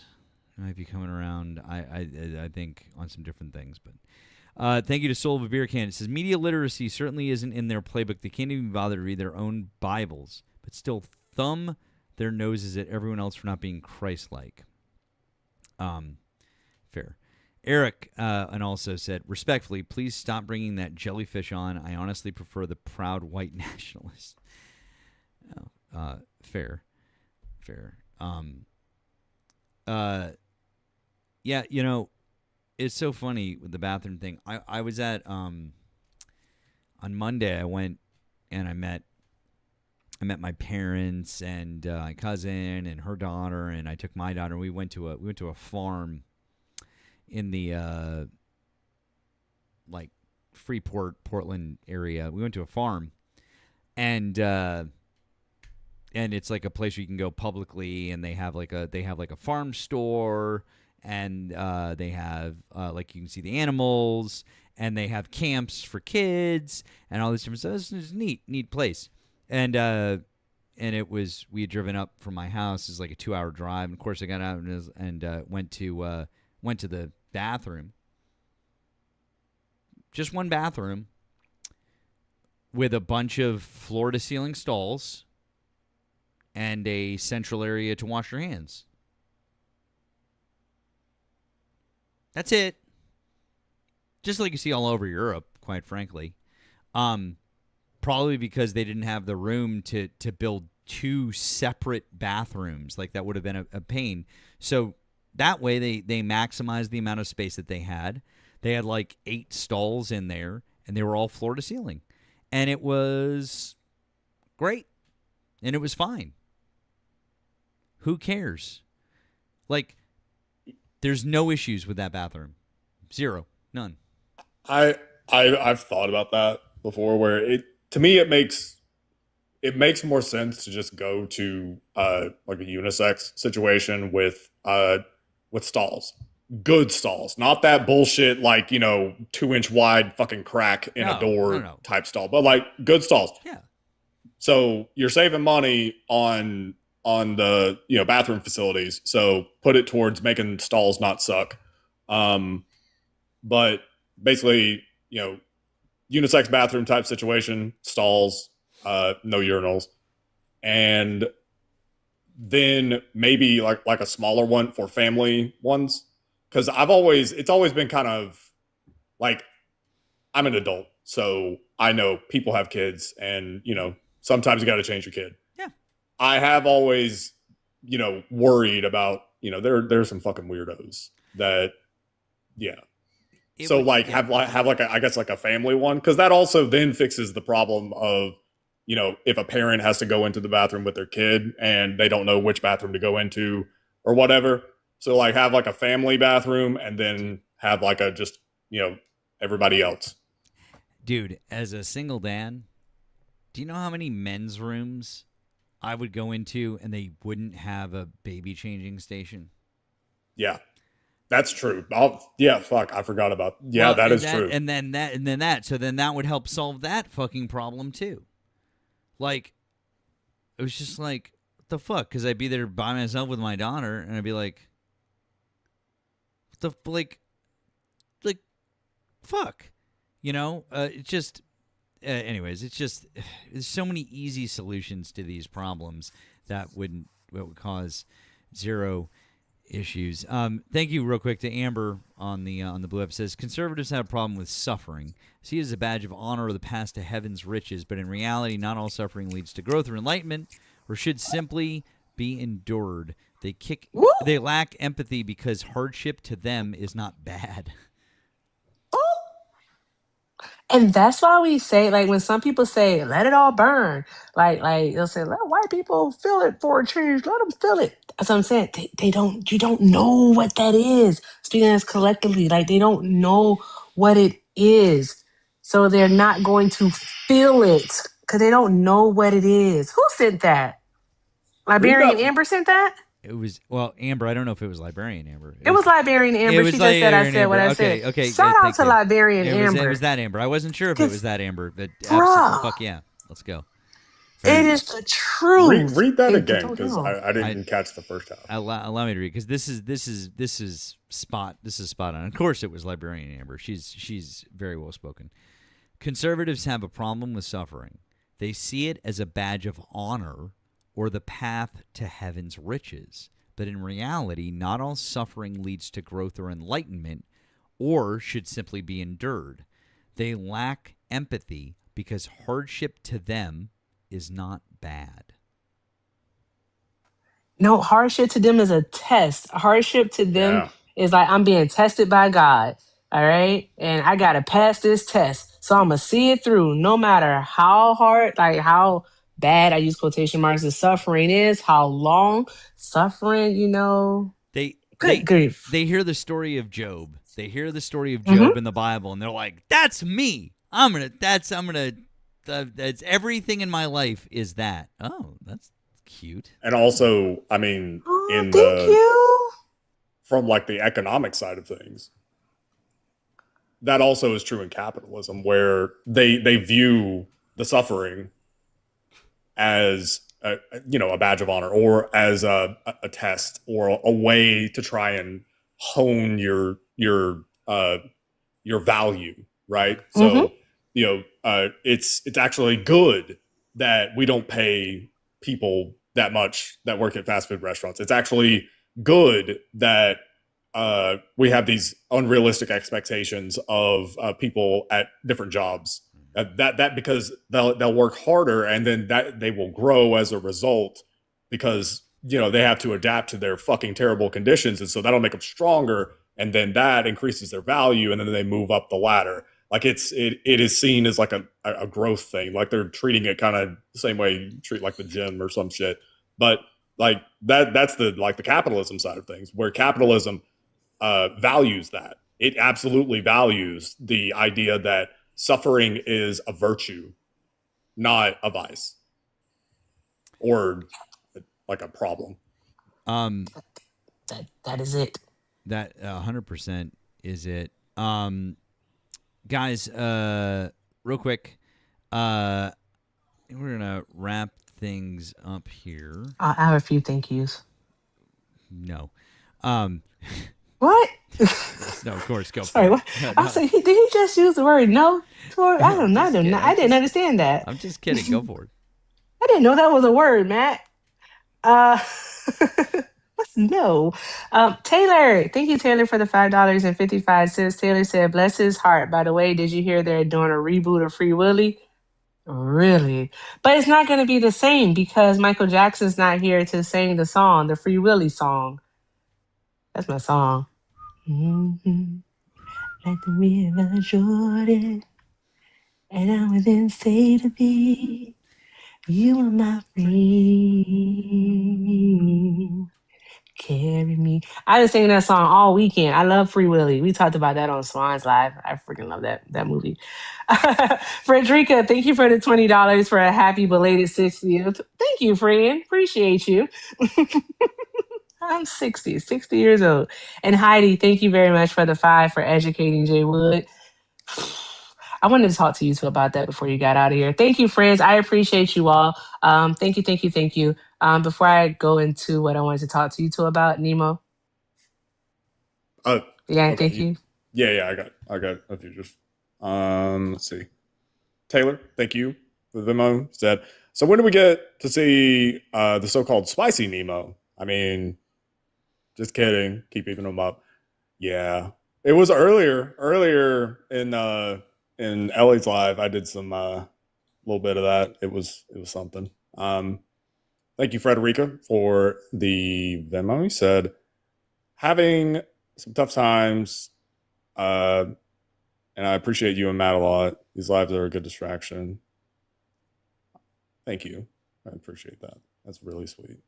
Andrea, thank you. You said, if you don't run a train on Nemo tonight, it means you love the orange buffoon. Well, fuck. I should have read that earlier. Thank you, Andrea. And thank you, Pamela, for the 40. I appreciate that. You said, for your political views. Well, thank you. Thank you for that. And finally, Jacob, thank you for the Venmo as well. I appreciate that. Y'all are freaking awesome. I wanted to talk to you two about something. Okay, so here's the thing, right? The thing when it comes to men, and I say this with love, of course, is that the thing when it comes to men have a desire to be needed.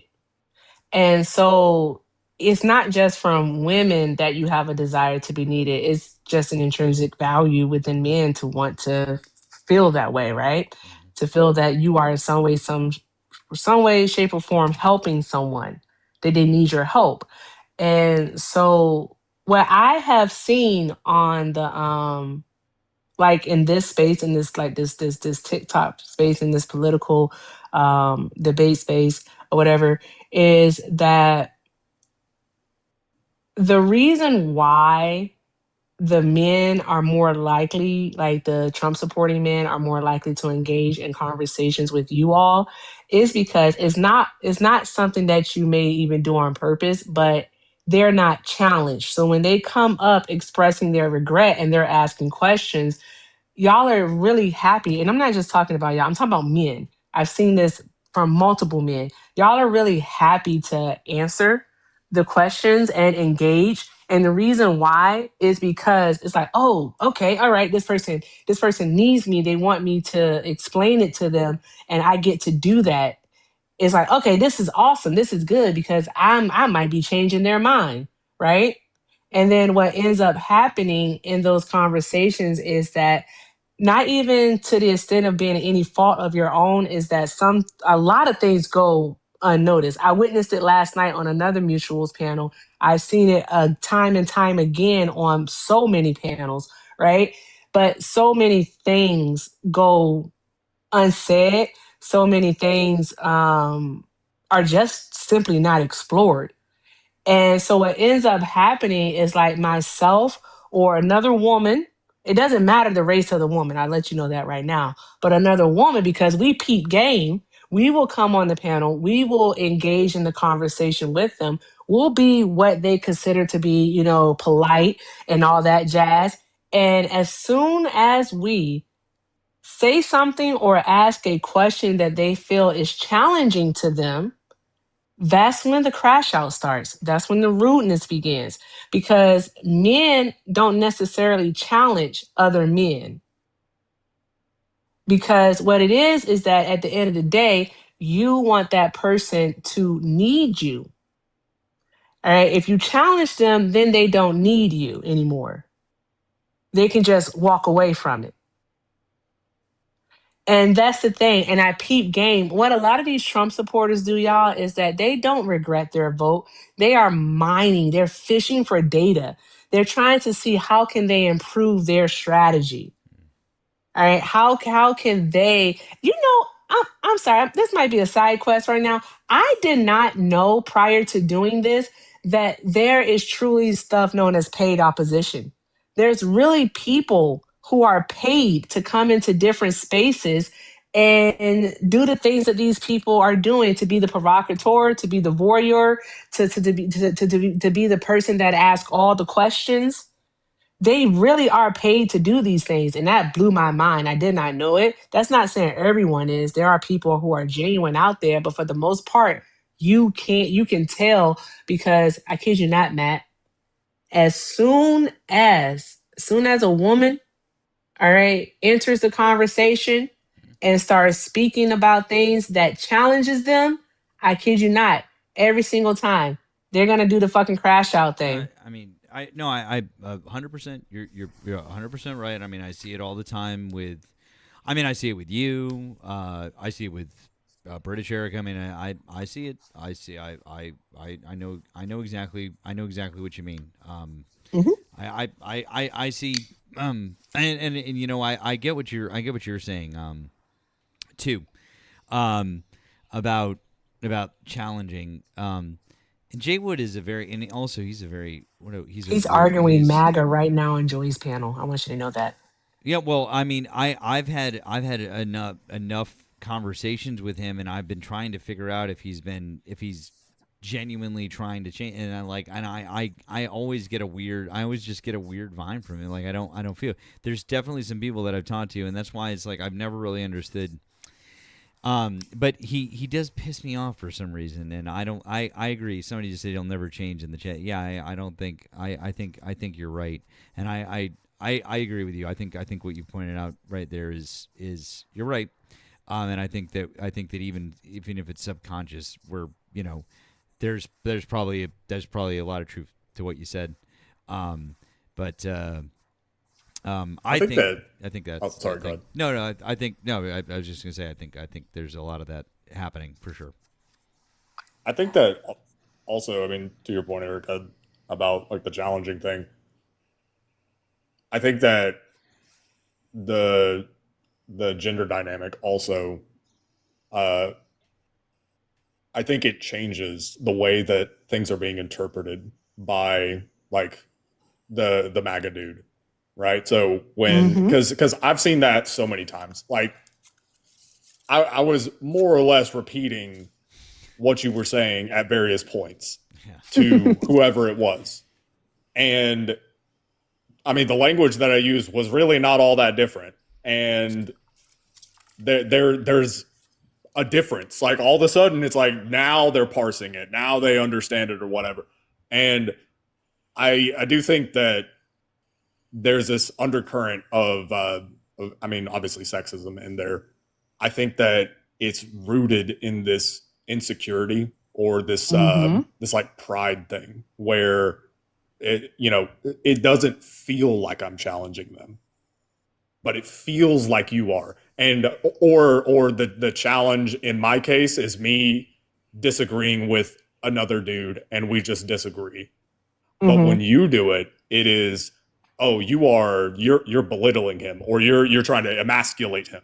Yep. Right? Bruh. Yep. Mm-hmm. Yeah.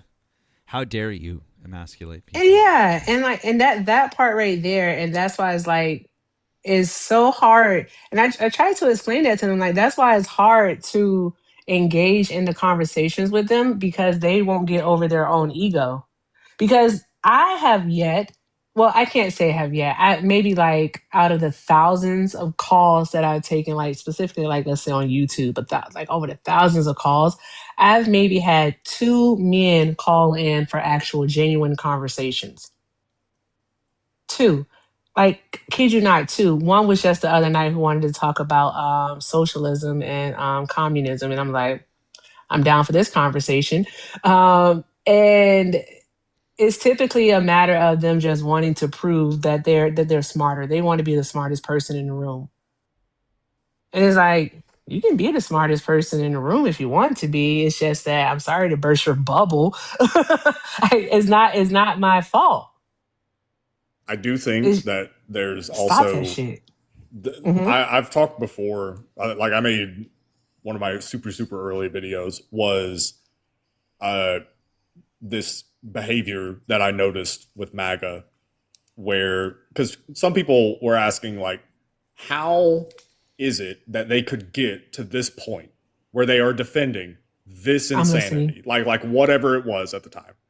And the answer is that admitting that they fucked up, or admitting that they were wrong, or admitting that they don't know something is interpreted, and I mean this is especially true in like a male's mind for these guys. It's interpreted as weakness or a vulnerability, saying I don't know. Well, on some level, when you admit that you don't know something, that is you, I guess, being vulnerable in like its own small way, right? And they have this broken version of masculinity that they are trying to embody, and weakness is not respected in That's that. a man in thing, that. though, Nemo. Right. Yeah, that's a man thing. I see that. I see that regardless of who they support. Like men, for some reason, have a problem with saying I don't know. It's okay to say I don't know. If you don't know, you don't know. You can just learn. Real quick, I need to address something because I just got a Venmo here from Jacob. He says, and I want to address this because it says Jay is unfortunately right. We expect Jimbo and Billy Bob to be well read in literally anything, and while they should, they absolutely will not. And our official in parentheses messaging has to reflect that. That's not what I was saying. I want to be entirely clear. This is misunderstanding what I was saying. Okay? This has nothing to do with the Democratic Party or the Republic. This has nothing to do with messaging or anything like that. This has to do with if you see a headline,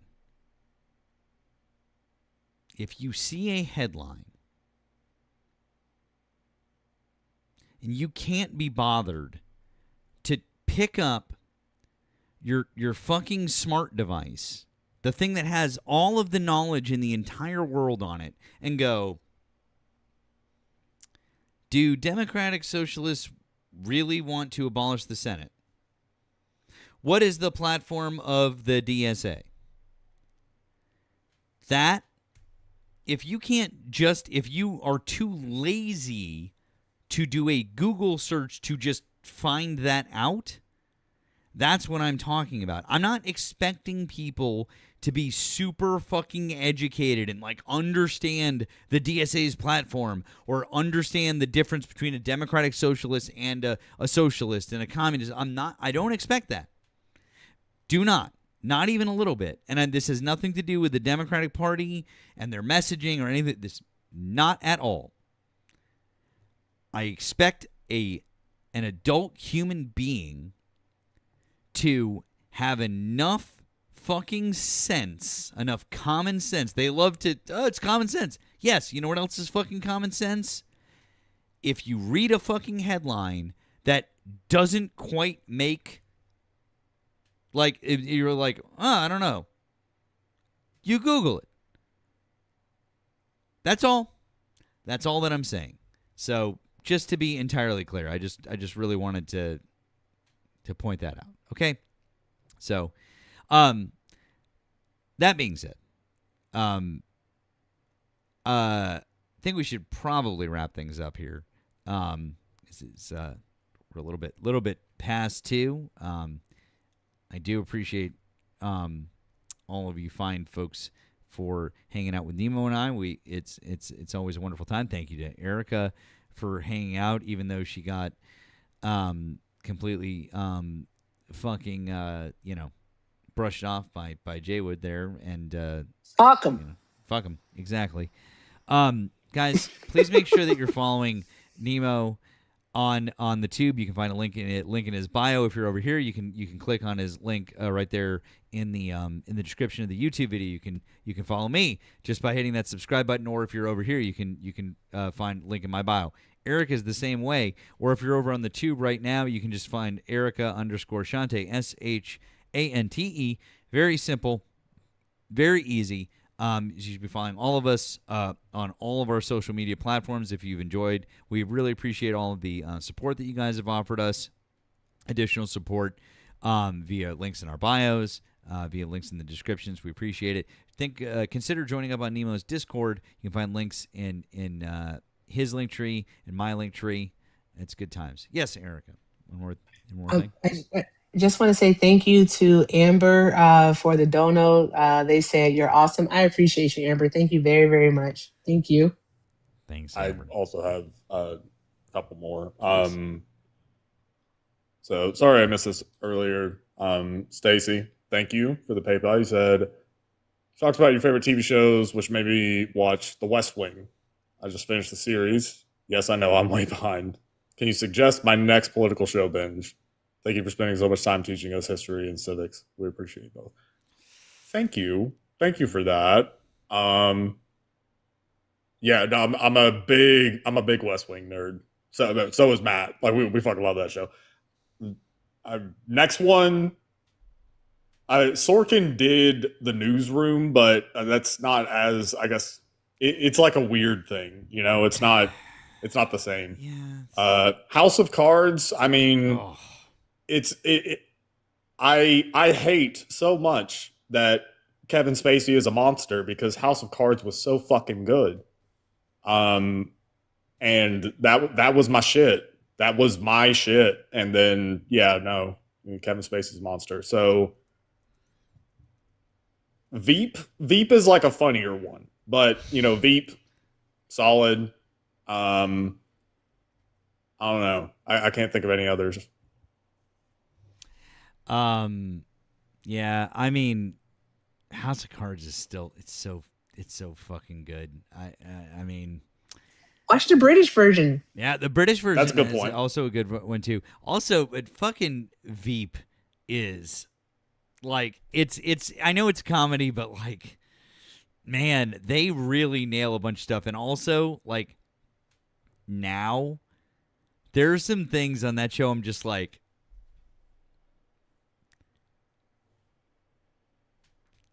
that it like I'm positive that some of that shit actually has happened. Two that come to mind. They're not like explicitly politics, but it ends up being politics. It's like it's the power dynamics and like the underlying shit. Is one's called Billions. Oh, Billions. Which that one is, again, it's like Wall Street, hedge fund type deal, but it ends up being political. And Succession is kind of also in the same vein. Oh, Succession is such a good show, even though it's not about politics per se, but it's it's like the power thing, right? Oh, fuck yeah. All right. Apparently, just real quick, one more. Two more. Sorry. Nicole, thank you for the PayPal. I appreciate that very much. Thank you. And Amber, thank you for the memo. Said Trump has displayed this ideology every day. Personal example: they removed the memorial wall of gun violence victims from the ATF after we fought years to get it. Took down my dad's picture and threw it in a dumpster. They don't care if people suffer. Jesus fucking Christ! I didn't know that. Wow. That's fucking terrible. Holy shit. And that's why I say we have a fundamental difference. We have a fundamental difference. I want to thank you all so much for your kindness and your generosity tonight. Thank you, Matt and Nemo, for having me. Shout out to the tubers. Shout out to the TikTokers. I took chelated magnesium, so I'm actually tired. So super chill, super tired. Gonna go do that thing people call sleep, though. I hope everyone has a great night. Bye, Erika. It's good to see you. Bye. See you. Well, Nemo, I guess we could send. I mean, I guess I don't know. Jay Wood's over on Joey's live. We could send people there. Yeah. I don't know, unless there's anywhere else that you'd like to. I was just taking a quick look. Unless there's somewhere else you'd like to send folks, I'm totally open. Yeah, let's rate Joey. Let's go to Joey. And if Jay Wood is saying things that are contradictory to what he was saying over here, let's let him know. Let's absolutely fucking let him know. I'm done. I'm done with his. I'm absolutely done with his bullshit. So, thank you guys again. Nemo and I really appreciate it. We will see you back tomorrow night, 10 p.m. Eastern Standard Time. We once again, we appreciate you guys.